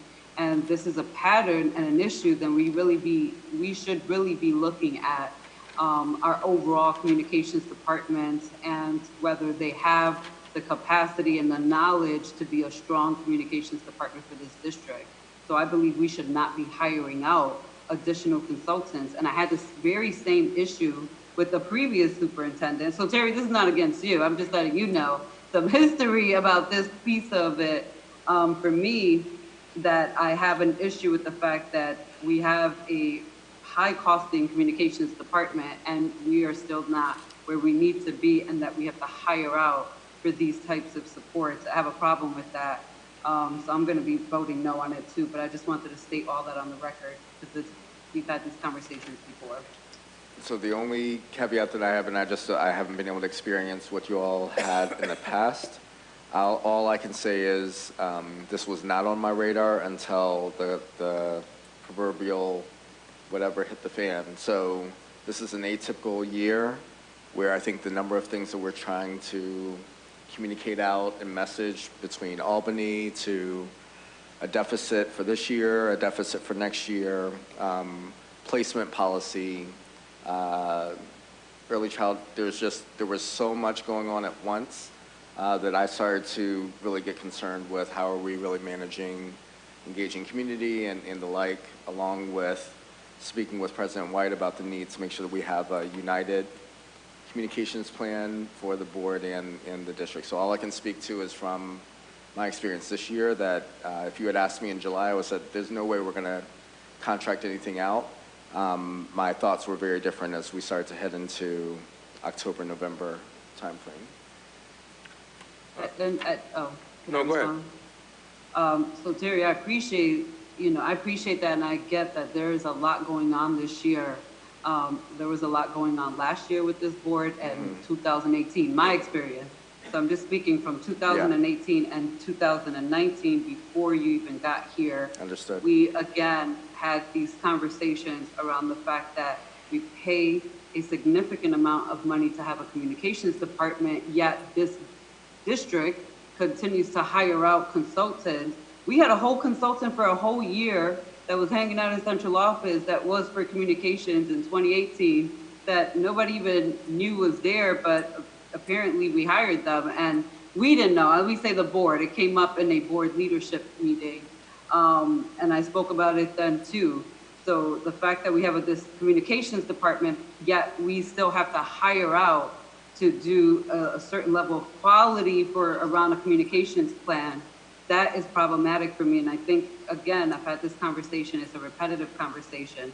So while I hear you, I also know that this has been a repetitive conversation specifically around our communications ability for the amount of money that we pay. Because at this point, I know that we're gonna be talking about board priorities, but for me at this point, communications, notwithstanding our folks who are helping doing this live recording and so forth, I'm talking about putting together messaging and materials. That's a problem for me, and we should be looking at that. If not having as much money being deposited or budgeted for a communications department when we still have to hire consultants. And if that's the case, then we should just hire consultants in regarding to communications and look at reducing that department. Good evening, Commissioners. A point of clarification, Commissioner LeBron. The $10,000 as you speak, as you know, we have been in contract with Causeway in the past related to attendance issues, and that's what was started this year, and that's where the $10,000 came from. Subsequently, as you aptly stated earlier, President White, it seems that we have been responding to emergencies on a daily basis lately, and while I have a very competent and small, powerful team, we felt a little bit overwhelmed in September when we got when we got hit with the crisis. Since then, we have been able to contract out. You're absolutely right. It's $27,000 with Causeway for consultant work related to the crisis, the financial crisis. I would just add, I have been quoted accurately. I think I'm probably in good company here. I think we have struggled under the weight of a number of stories, some of them our own cause, our own doing, others just some terrible, tragic stuff happened. And some stuff, like the financial crisis, I can't emphasize this enough, were not necessarily caused by anybody on this board, but you know, the revelation of certain information. And you can't spend a lot of time talking about the problem. You have to figure out how to discuss that situation and the resolution and be forward thinking. So while I do think we have a staff that, I think Commissioner Braun, you said, bless you, they're paid, you know, a salary to do the job. This is a job that I think is, I don't know that anybody could do this. This is a very difficult job. And the thing is, I think we have to do more than just react. We have to, and I think this is what this resolution calls for, create a series of communications, give us some framework about how do we get into the proactive, positive messaging that we're entitled to have, because there's a lot of good things happening in this district. So we have been let me finish. We have been so consumed with our problems and responding to them, and I think the team does their best to respond to that. We really do need some support they need some support, and it's not just them. It's having someone such as Causeway who can have access to different people and have conversations about, hey, what are you doing? Again, Commissioner LeBron, I think we've been in such a reactionary mode that we need help thinking in a more proactive mode and a more positive mode. And for $26,000, we're not paying benefits. We're not hooking on to an employee for a lifetime of service and salary and benefits. It's a limited contract, which I hope will provide us some short-term relief. And also, I hope these folks can help your team, figure out how to do some of the stuff that Commissioner LeBron is rightly asking your team to do for that amount of money. So I hope they can provide some logistic support for your team as well. Commissioner LeBron? Yep, I just want to respond that in the actual resolution, it says we're hiring them to respond appropriately to crisis as well as it arises. So it's not a proactive approach. If you read the resolution as this entirety, it does talk about ensure timely communication and significant changes, but literally our superintendent could do that by doing a Facebook post or a video. We have the resources to address some of these things. The problem, and we can continue to have conversations around this during this budget cycle, but for the amount of money that, again, we put into funding the entire communications department, that is what they should be equipped to do. And I don't want to bring up previous positions, but when I said this before to you and I believe it was Commissioner Powell, who was the vice president at the time, when I think about a strong organization's communications department and the level of clarity for the entire situation or institution, and I always use MCC as an example, when I worked at MCC, they have a full capable communications department. They were very strict about their branding and it was very clear how all these things would go down. We don't really have that grasp. So what we do is we go out and we continue to hire consultants, and that's a problem for me. So I hear what you're saying, but we hired consultants in 2018 and in 2019 for the exact same things, and nothing has really changed. So you guys can vote how you want. I'm not going to be supporting it. So let me just note, Commissioner Brown, you missed the first part of the resolution. It says to establish a strategy and plan for all communication activity that ensures timely communication of significant changes coming to the district so that the right information is shared with the right people at the right time through the right channels. And then it goes on to talk about crises management. So, and even that sentence ends with consistent and effective to help students, families, faculty, staff, and community members, listen to this, build understanding of the changes, thereby fostering trust in the leadership, and this is the most important part, building faith in the future. So this Our is... Our communications department, for the millions that we put into that department, should be able to have the capacity to do everything that's written in here. That's all I'm saying. We should not be hiring a consultant when we put so much money into the entire communications department. Just throwing that out there. Okay, all right. So any further questions or comments? Thank you, Carlos. Thank you. All right, so let's vote on 723.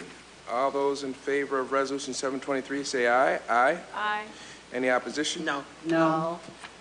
I heard 1, 2, 3 no's. Is that right? All right. Seems like the ayes have it. No. I didn't hear Natalie. Oh, she said no? Okay, I didn't hear that. So it's 4 no's? 1, 2. Yeah, you said no, right, Ricardo? So the no's have it. So that does not pass. Next, I need a motion to discuss Resolution 724. Is there a motion? Is there a motion? I'll motion. Thank you, Commissioner LeBron. Is there a second? Thank you, Commissioner Malloy. Any further questions or comments regarding Resolution 724? Yeah, Mr. President. Yes, ma'am. Why are we, if this is the correct one, This is a resolution, oh, I may be wrong, I'm sorry. No, it's all That's right. not the right one. Any, Thank you. oh, that's all right. Any questions or comments regarding Resolution 724? There being no further questions or comments, all those in favor of Resolution 724, say aye. Aye. Any opposition? Looks like the ayes have it. Next, need a motion to discuss Resolution 725. So moved. Thank you, Commissioner Malloy. Second. Seconded by Commissioner LeBron. Any questions or comments regarding Resolution 725? There being no questions or comments, all those in favor of Resolution 725, say aye. Aye. Aye. Any opposition? Looks like the ayes have it. You should note for your records that Resolution 726 is going to be discussed in executive session because it is a student suspension resolution. 727 was a placeholder that was withdrawn. So now I'm going to need a motion to discuss Resolution 728. Motion. Who did I hear make that motion? Commissioner LeBron made the motion. Is there a second? Second. Thank you, Commissioner Adams. Any questions or comments regarding Resolution 728? There being no questions or comments, all those in favor of Resolution 728 say aye. Aye. Aye. Any opposition? Now I need a motion to discuss Resolution 7. Madam Clerk, you got that vote? All right. Need a motion to discuss Resolution 729. So moved. Been moved by Commissioner Malloy. Is there a second? Second by Commissioner LeBron. Any questions or comments regarding Resolution 729?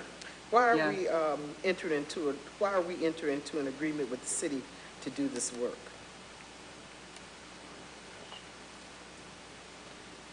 Why aren't we doing this work here in the district? Good evening. Good evening. This is part of our MBK grant that we wrote for second round of the Challenger Grant, which Rochester was awarded $1.3 million. And part of the grant agreement requires that the city of Rochester and the Rochester School District do a better job of working together. So the MBK coordinator will work both with the city school district and the city of Rochester to ensure that we're aligning with the national MBK initiative and working together as a community, both in the schools and the community, to ensure better outcomes for young men and boys of color. So you're saying that this was within the grant, a requirement of the grant, that we work with the city to do this? Yep, it's an agreement written into the grant to have better coordination between. No, not that. I'm not asking you whether or not we made that agreement, but was that a stipulation? Yes, ma'am. Okay. Can I ask why that was a stipulation, though? Because we've had this grant. This is not the first year we have this grant, and I have some serious concerns that we are being forced to hire a position that is a City of Rochester employee and not an RCSD employee, and where would we have the accountability? So at the end of the day, this employee will work for the city. We're paying for it through this grant, but the accountability will fall on this board without any accountability to that position. So I need to understand how this came to be. So just to give a better understanding, although we're contracting service with the City of Rochester for MBK coordinator, the individual will work both with the City of Rochester and the City School District. We will have, we'll be part of the interview process to hire that individual and also work together in terms of accountability for that position. So who will supervise this individual? Technically, the City of Rochester. So where the accountability would fall on the City of Rochester to ensure that, one, they're performing and doing the duties of the position. But again, this board, because these decisions are, the accountability is on us, I just don't understand how that works. So just like our other contract of services, which in my department I have a couple, if by chance, as we enter into this work, it's not being done, then that's a discussion in terms of whether we renew for a second year. Can you also identify what department this is going to fall under in the City of Rochester? Youth and recreations. So we're creating an $88,000 position for the center rec, for the youth rec center department. Yes, ma'am. Thank you. I'm not going to be supporting this one, you guys. but you guys will. Commissioner Shepard? Do we know who is going into this position since it's starting on March 1st? No, we do not. We're aiming for a start date of March 1st. There are some resumes and people lined up, but didn't want to move forward until this was voted upon. So Vice President Elliott? is this the stipulation for all of my Brother's Keepers grants that we work with the city? Yes. How successful has this been?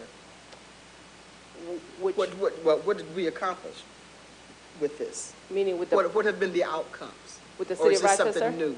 This is new. So this is Okay. our second round. We had it for 3 years previously, and this is our second round of the MBK, and this is the first round in which they wanted to see closer partnership between the city of Rochester and the city school district. So I have a couple of more questions, I'm sorry. Sure. In terms of the $88,000, does that include the benefits for this individual? It does not. So who would cover the benefits and the The cost city of of the Rochester will benefits? cover the benefits. Still a no from me for So, that. so how successful were we with the first grant? Actually, we were very successful. We were awarded one of the largest grants in the state, so successful that we were once again awarded one of the largest grant of $1.3 million. Yeah, I guess my question is in terms of the outcomes. What outcomes were we working towards? Several outcomes, depending, which different schools had different outcomes. So there was work around school climate. There was some work around academic support for students, like offering some region review classes and things of that sort. So I'll be more than happy to give you guys the full report so you can see in each different school what was accomplished through the grant. So we have to provide the state mid-year and end of the year report in terms of our milestones and outcomes each year of the grant. So this is state funded? Yes. So I will, just as you vote, be mindful that, the likelihood of getting all the funds for our MBK work, which is a significant amount of money, will be dependent on what the outcome is of this vote. I don't understand why. I need clarity on that, yeah. What do you mean by that? So one of the, as I said, one of the conditions is that communities are declared an MBK community usually because of their mayor or their governor. So ours is because of our mayor. So it is important as those who, the state as it pertains to this grant, that they want to ensure that we are working very closely together, because the understanding is that we alone can't do the work in the school district, and it needs to be a community partnership. So it is conditional on our ability to work and our willingness to work closely with the larger Rochester community. I'll take it one step further to say it has no chance of being awarded without this being passed. Thank you. That's Just what I having was. been a part of, I had to sit down with the state and the city and Ms. Turner and to really hash this out, and this is a mandate by the state who awards the grant. So refresh my memory, Ms. Turner. The district is getting other funds. I mean, this is $88,000 that's being passed through to the city, Yep, but so we're getting other money. The MBK Challenger Award amount is $1.3 million. Out of the $1.3 million, $88 will go to the MBK coordinator to work with the city and Rochester City School District. So why couldn't that position be a position within the district that works to collaborate with the city? Why does it have to be a city position?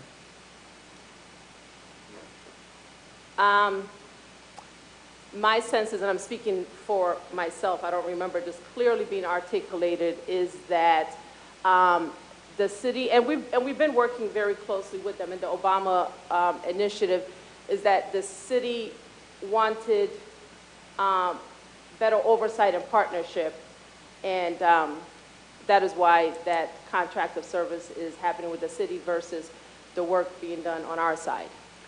Commissioner Malloy. So forgive me, I'm a little tired.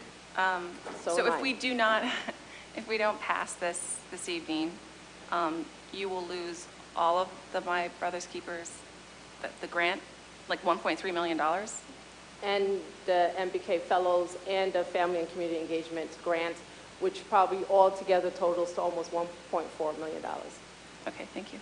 Let me ask you, this is $88,000 to hire someone who would work in the city. We are hired, I assume we are able to hire people as a result of this grant? Absolutely. Like, just approximately how many people? It's more than one, right? Oh, yeah. Oh, yeah. So the city's getting one employee, and we're getting The rest of the money up to fund, yep. But are they? Go on, Ms. Malloy, and then I'll go. And this is a renewable grant year after year? This is a 3-year grant, so we're awarded for a 3-year period. Each year, we get $1.3 million. Vice President. So Elliott? is the city, through this position, providing the oversight to this program? No partnership, didn't, yeah. Who's the other person on our side who's providing oversight?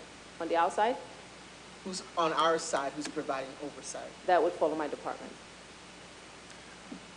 Any other questions or comments? All right, so all those in favor of Resolution 729, say aye. Aye. Any opposition? No. All right, the ayes have it. All right, ladies and gentlemen, that leaves us with 730, because we've already voted on 730 and 731. Now I need a motion to advance Resolution 732 and 733. So moved. A move by Commissioner Malloy. Is there a second? Thank you, Commissioner Adams. Any questions or comments regarding Resolution 732 and 733? Commissioner Shepard? Yeah, so should these two pass, and we reconfigure these schools, I know that there, was discussion about what would happen with Monroe Lower. Is the plan still to have Monroe Lower be at the campus? Yes, it is. Any Are other? both we're talking 732 and 733 right now, both?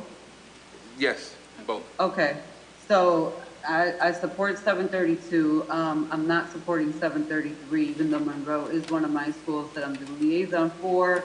Primarily, Monroe campus is not East High School. It is not equipped with the same even entrances or safe entrances or exit for students.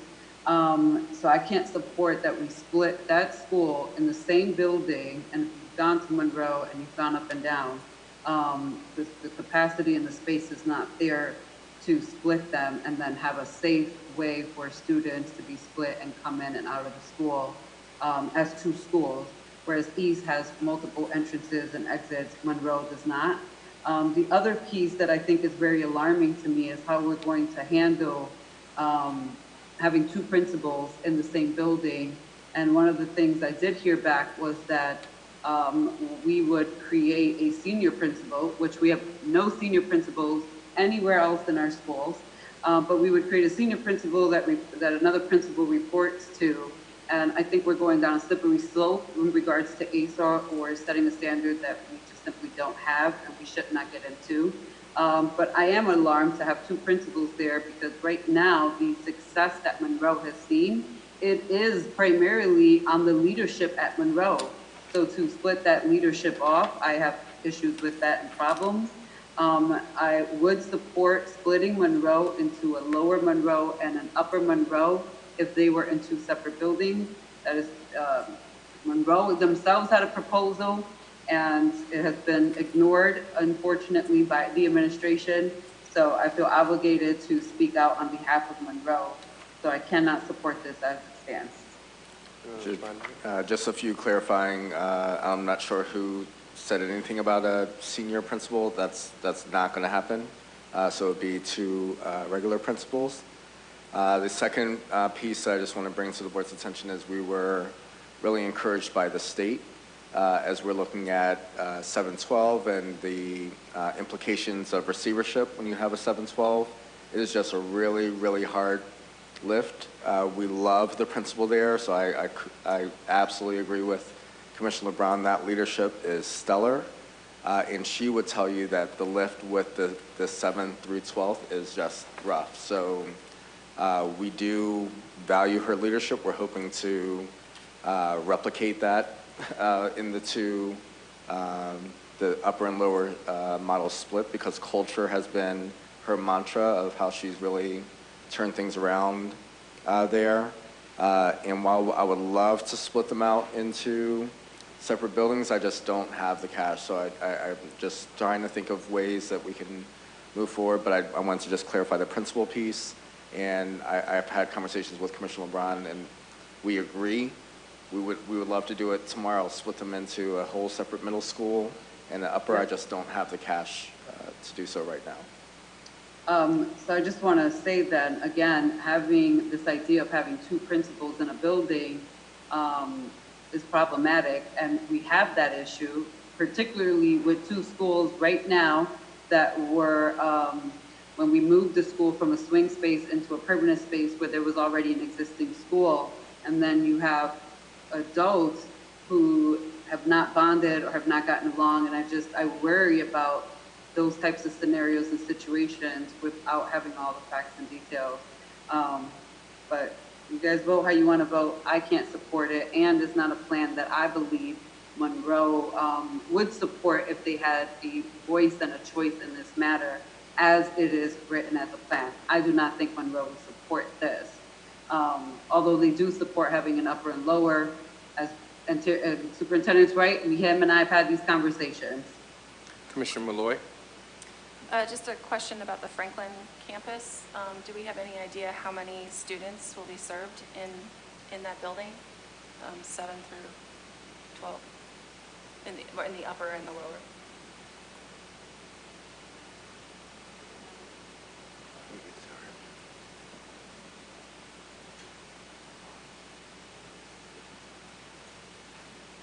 Good evening.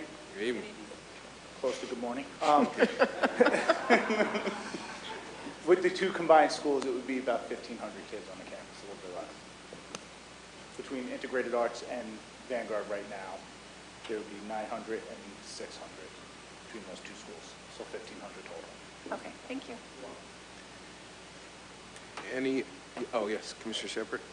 I did want to follow up in regards to what Commissioner LeBron was saying, because she is the liaison over to Monroe, about the safety concerns with the entrances. Is that something that somebody can answer?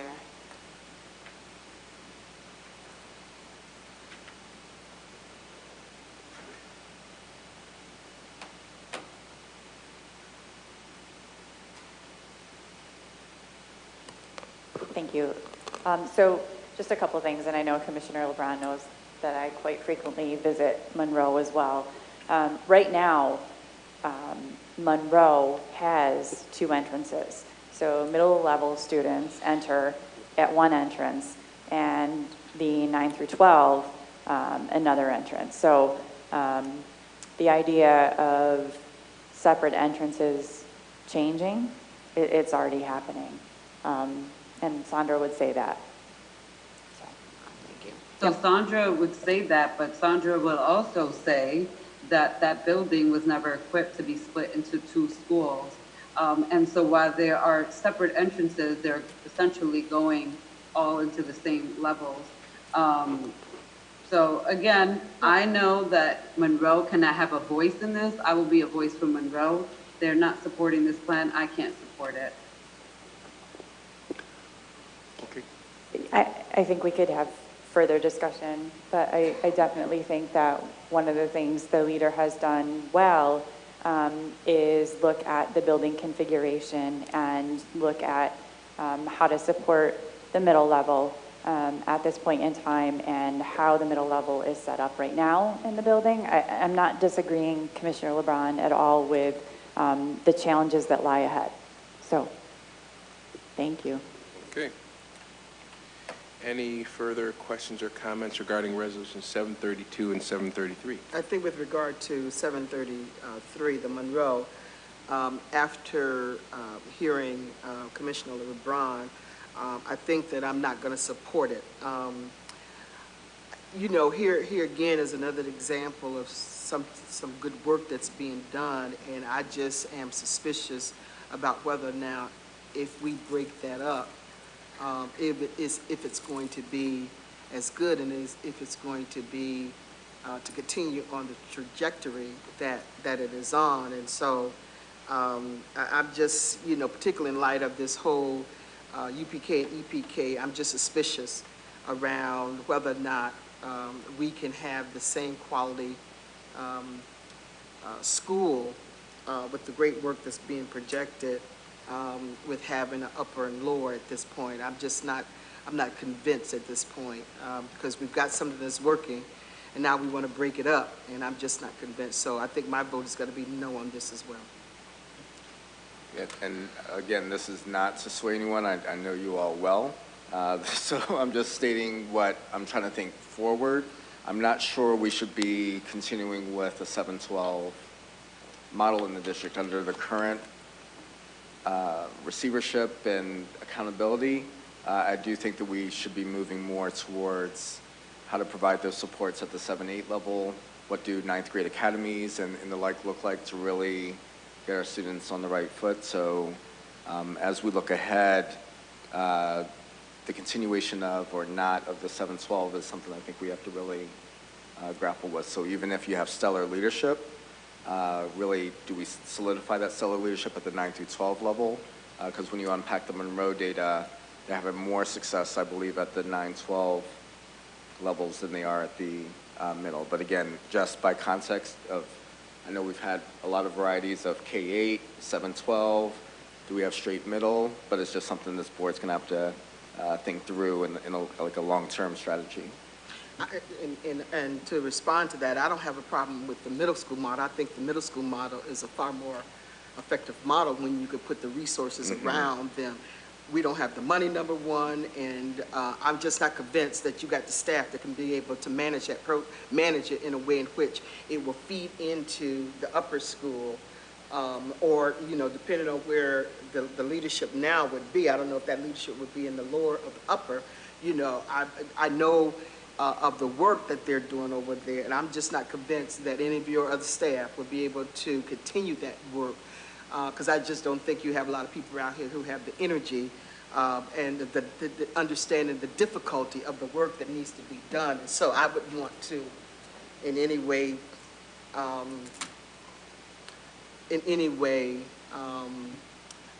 destroy the work that's being done over there. I would just, you going to say something? Go ahead. I just wanted to clarify with Commissioner LeBron. So from what you have heard and what you're speaking about is that the issue is not necessarily with separating upper and lower, is where lower is going to be placed. Is that what the issue is? Correct. And also Monroe has their own vision of how this should be carried out. That includes creating a freshman academy, that includes having different career paths for students. And just recently, and folks internally may know this, but I worked with the optics program over at East to make sure that we had funding for Monroe to have a mechatronics program there. So, and they're also the bilingual literacy SEAL school. So I think they're looking to, yes, separate.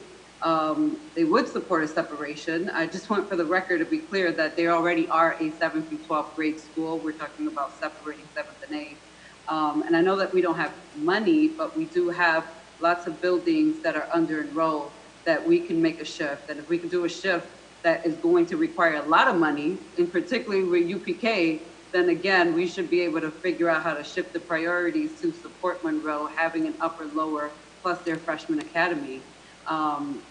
So all valid arguments, but I just want to point out that these are also the concerns that people at Monroe also had that I want to bring forth as the commissioner for that school. Commissioner Adams, were you going to say something? Yeah, I'm just curious because I know I really like the model at East. I know the buildings aren't the same, but I was wondering And I respect that you're the liaison over there, so I'm leaning towards listening to what you're saying. But I was wondering, when you break it down like that, will those both, the upper and the lower, still, with the numbers, will they have vice principals? Or maybe the numbers might call for them not to have a vice principal?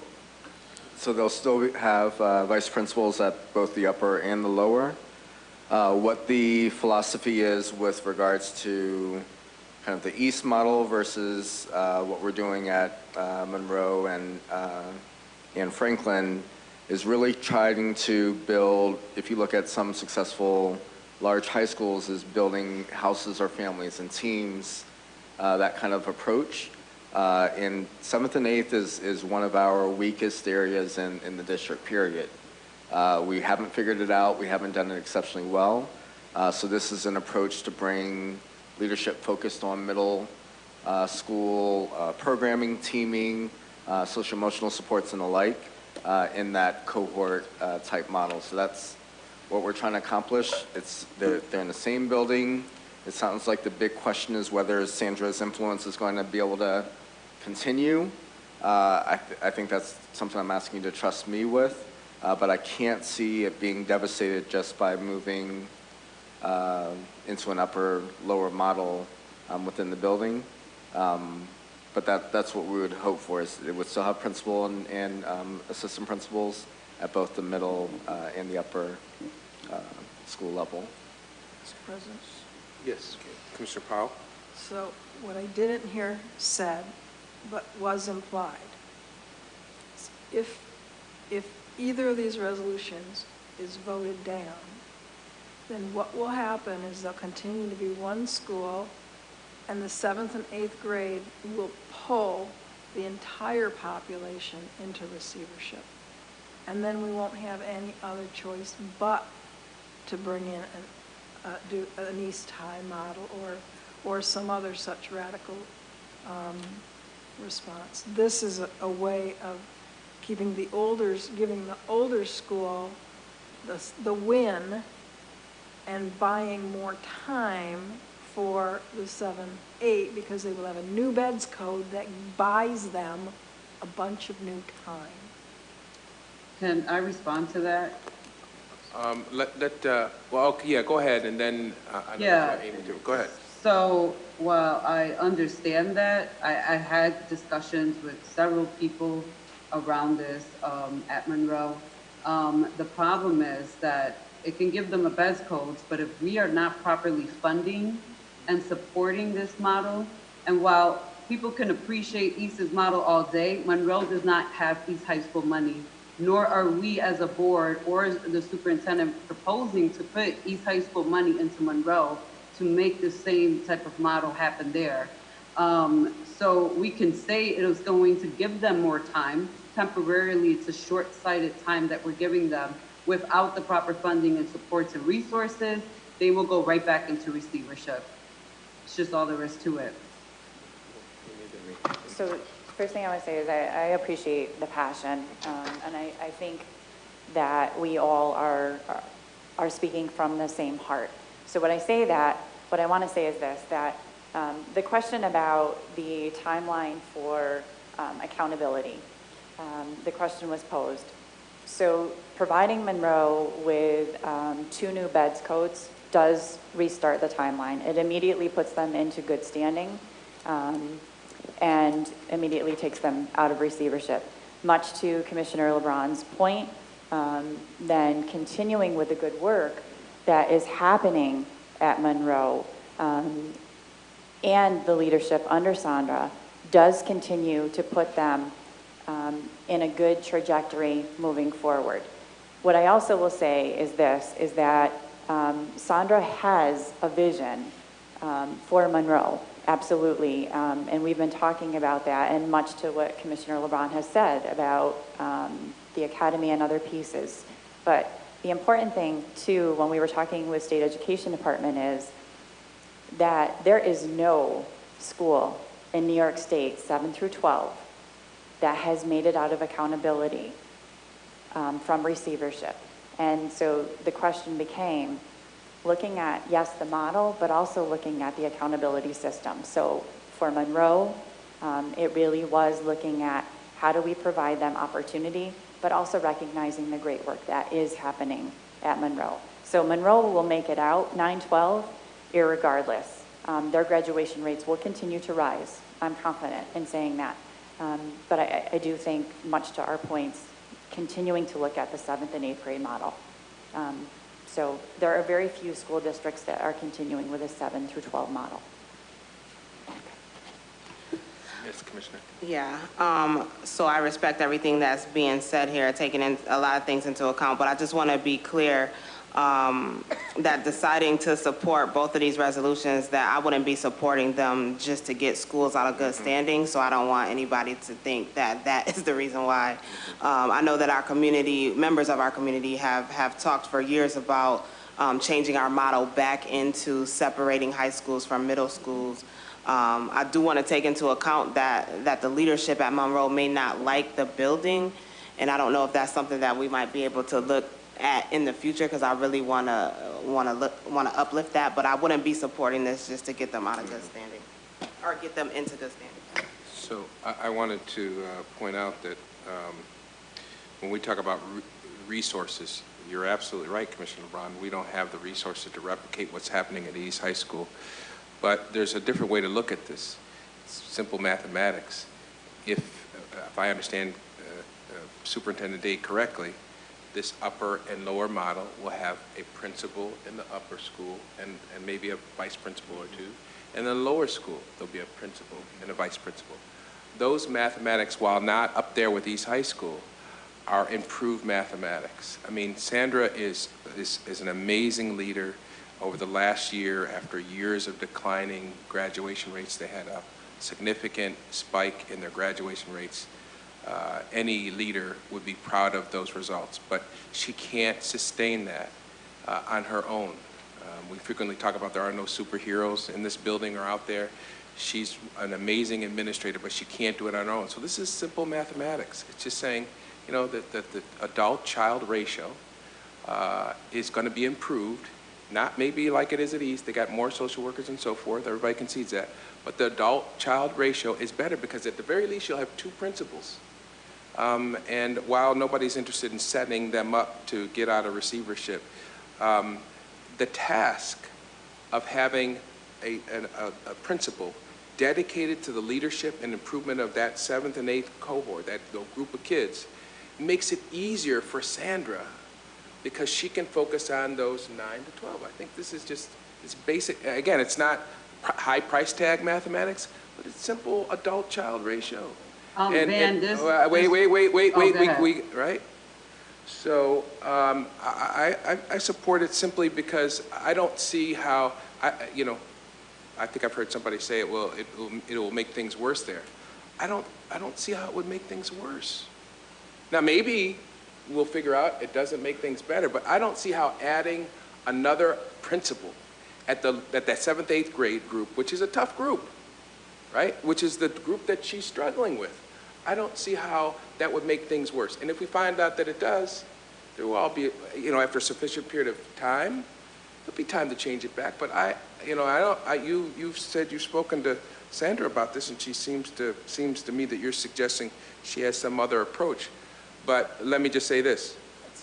We work with, and we all talk to principals in our buildings, but, I've often called the micromanager. We work with the superintendent. And I'm not saying anybody has to do it because he suggested it, but he has a plan for how he thinks he can best support, not detract from Sandra, but to support her in her work. When he first described this to me, he was like, this is a way to sort of support the work that she's doing there. I think I want to support him in this, what I think to be a very rational, mathematical, sound approach. Okay. Well, first and foremost, this school district does not have an adult-to-child ratio issue. Please, look at the school profiles in the budget book every year. That's one thing this district absolutely does not have any issues with, is the adult-to-child ratio. It's a very great ratio compared to especially other school districts across the country. Second, to have more adults there does not solve the problem. And I do want to go back to this notion that they're going to immediately be at a good standing. And again, without proper resources, not just another principal or 2 or 3 more adults, but the actual resources that they need to service 7th and 8th graders properly and appropriately, they're going to go back into receivership. So for me, absolutely, I'm not supporting that. And I do recall that you were probably on the board with this K-8 push-out vote years ago and had the similar comments. So I just want to say, 7th and 8th absolutely should be separated schools completely. That population should not be merged, not with our K through 6 and not with our 9 through 12. They do require their own schools, their own support services, all of the resources, because that is that difficult transitional year. I'm not supporting it, and you guys could, again, I'm ready to just vote no and keep it moving, because clearly some of you guys will be supporting this. I just know that saying we're going to give Sandra another principal, if there's an issue at that school, who is going to be responsible? The other principal, Sandra? How is she going to match? There's a lot of unknowns for me in this proposal. So no, I think it's a good idea, not well thought out yet. And I think there's a lot of foresight to this decision that has not been thought out yet. Okay, I think I will agree with you on one point. Let's just go ahead and vote. Yeah. All right, so that was, what was it, Resolution 732 and 733. We're taking them together, but people can itemize their vote if they'd like. All those in favor of Resolution 732 and 733 say aye. Aye. I'm splitting the vote, so 732 is a yes and 733 is a no. Okay, anybody else want to, I'm going to assume that the rest are yes? No, I'm voting no on 733. All right.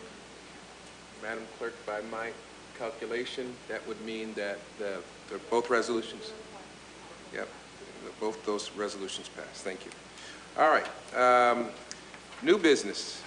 Commissioner LeBron, I know you probably can see us here, and these are very important issues that you're about to discuss with us, budget priorities, but it is getting very late, and I know that people are losing steam. So to the extent we can put the budget priorities on hold. The only issue is that the superintendent will not have them. I mean, he can see them now, the general idea of what's going to be presented.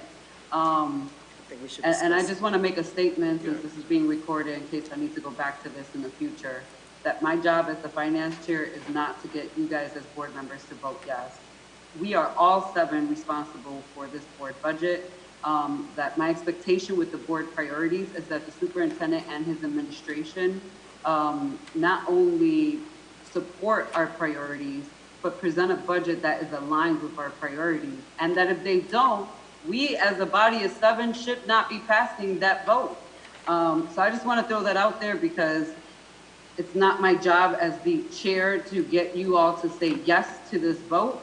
But my job is to ensure that we're working collaboratively with administration, and that we give the administration some direction on initiatives and things that we would support and not support, especially during a $55 to $60 million deficit. So I will be watching closely how this budget rolls out. I just want you guys to know, and I will be sounding off the alarm if I read anything that goes against our priorities. Commissioner Shepard? So are we going to have a discussion about this to accept these as the recommendations? I know it says draft. What's the next step for that? Well, that's a good question, and let me just say, I'm not averse to having the discussion today. And I think it's important that we have it sooner than later, because to the extent that this is not a draft and been finally approved, then the administration doesn't really have a final understanding of what our priorities are. So I was just saying, let's just have a robust but an efficient conversation about this. And what I would suggest is, maybe one way to do it is to, you see priorities that there are 6 board members out of 7 voted to support. Maybe there's a cutoff there.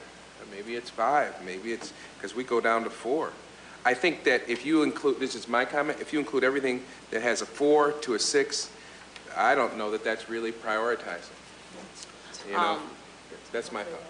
Yeah, so I wanted to make the point and emphasize that I do think this is, I think it's a good list to help direct the administration on things that they will have to obviously play around with and then, you know, come up with the best plan that aligns with this stuff. But I did recommend previously that we increase investments into early literacy. And there were 2 votes that were cast in favor of that. And I wanted to bring it back up today because I do have a concern that our superintendent's priorities that we set for him include proficiency and include an increase in proficiency specifically with literacy. And so I am concerned if the board is not taking that as a priority to give them a directive to invest more in that area, what that would look like. And so I wanted to put it back on the table for people to consider it again.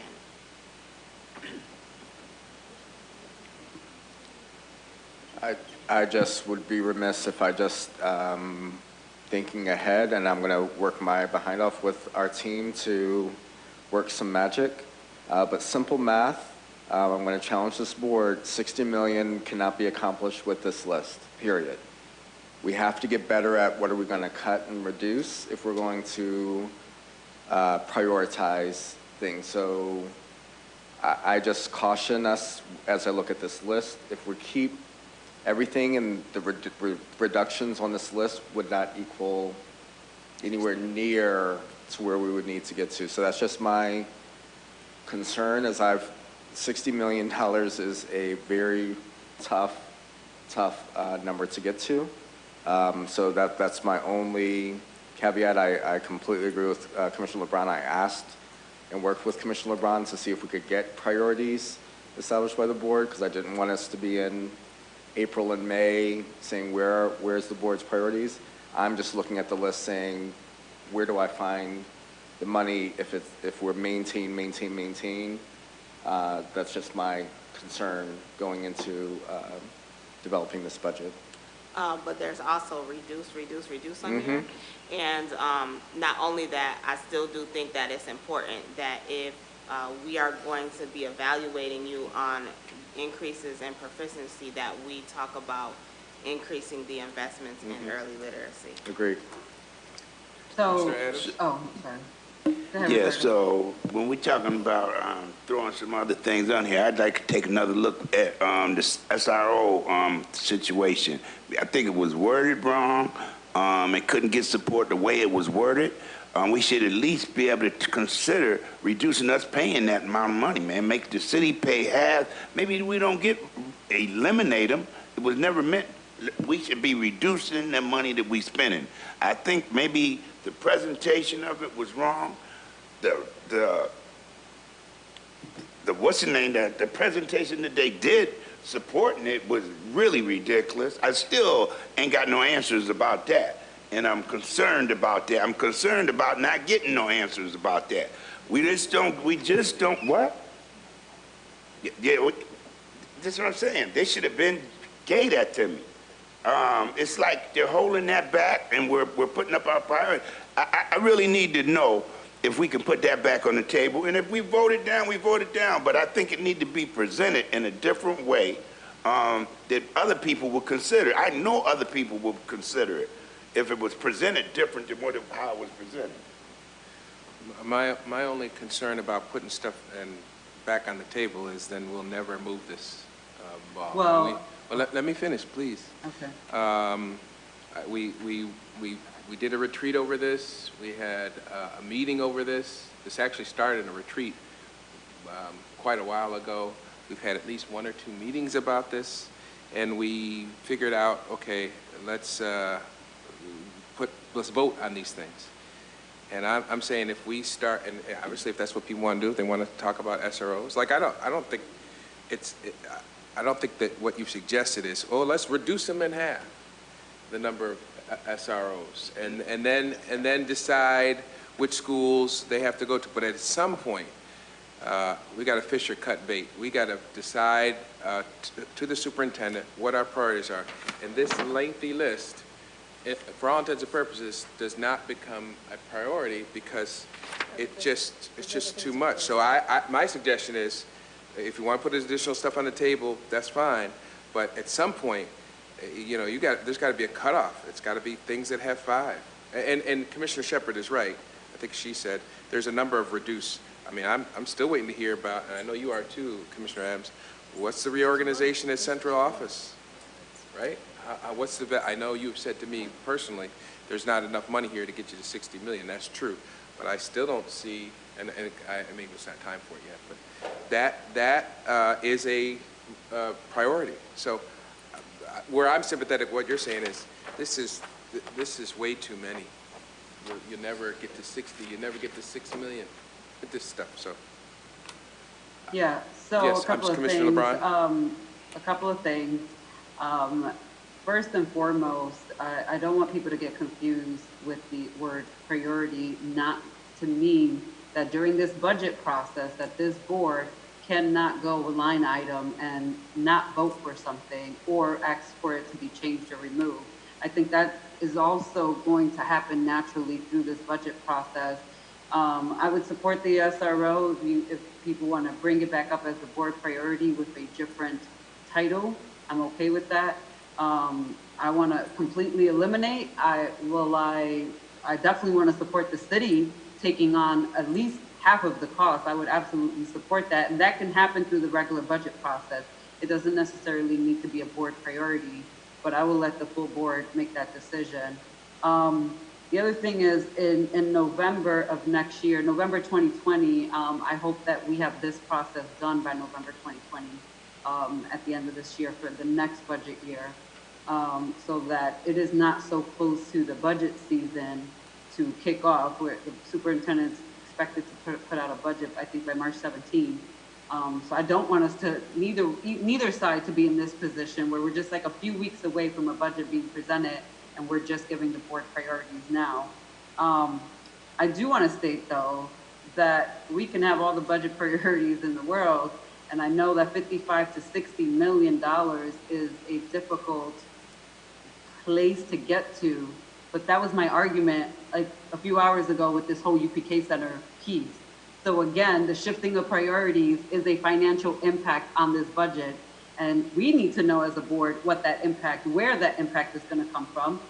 In addition, I want to point out that some of the reductions, not only in central office, but in your executive cabinet, superintendent, you were not, I don't think you were there for this discussion around these things, but this board will be looking at you reducing positions in your cabinet. And in addition to that, I know that there was something sent out that potentially there may be a new chief hired. I will not be supporting that. And again, I would ask this board to not support that as we're looking to reduce in the SEG group as a group. So I would be okay. I don't know how this board as a collective wants to move forward with these priorities. I initially said there were it was a lot larger list. I initially said the ones that at minimum have 4 that we would keep on the list, or 3 actually, because Commissioner Elliott wasn't there, so that Marisol could meet with Commissioner Elliott. And if she gave it the 4th vote, it made it onto this list. But if we want to further reduce it at this time, then this would be the time to further reduce it. I would be okay with 5 members strongly supporting versus 6, and see where we get to. I would be okay with 6 as well, and see where we land with that list. You know, one of the things I think you said, Commissioner LeBron, that I could agree with, the other option is we could just leave this list the way it is. And these guys, they can read, and if they start cutting into restorative practices, they can expect that when the board looks at that budget, they're going to say no, right? Or if they start cutting into special education, you can read this. You can know what to expect. You start cutting into special education, no matter how desperately you need that $60 million, the board is going to engage in a conversation with you about the consent decree and the ramifications of that. And we're going to have those conversations then. That's the other way we can handle it. We could, Commissioner LeBron and my colleagues, we could leave this the way it is. These are smart and intelligent people. They know how to read. But I would suggest to you all that if we leave it like this, you really read this. Take it very seriously. We spent a lot of time coming up with this list, and as long as though it may be, understand that these are Terry and I were talking earlier today over the phone, And he was saying $60 million, that's a lot of money. I get that, but also get this. The board worked hard and we came up with these priorities. If you decide to cut special education, know that when you call it a line item, Commissioner LeBron, but know that when that comes up, there's going to be some conversation and ultimately the board could say no, and then you're going to say, well, how are you going to get to 60 million? That's the other, we could leave it the way it is. I don't know how my colleagues feel about it, but, and you know, there's nothing to say, Commissioner Adams, that you could not bring up at the time of budget eliminating SROs. Or closing another school. That don't make sense. Oh, okay. So what's everybody's pleasure? I know it's very late.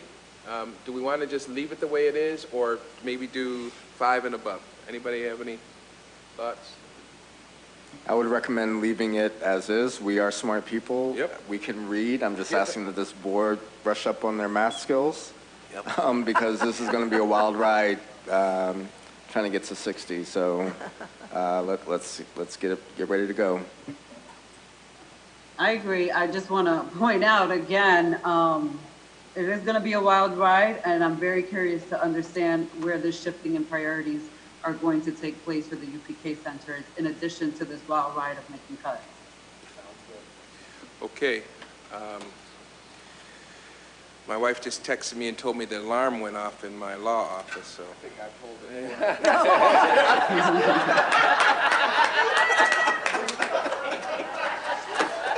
Very good move, Gary. Okay, so now I need a motion to go into executive session for the purpose of receiving advice from our counsel and to discuss discipline related to a particular student or students. Is there a motion? Motion. Been moved by Commissioner LeBron, seconded by Commissioner Malloy. All those in favor say aye. Aye. Aye. And no, I think we probably got to go downstairs. Marisol, can you set me up downstairs? Thank you. I can't hear you.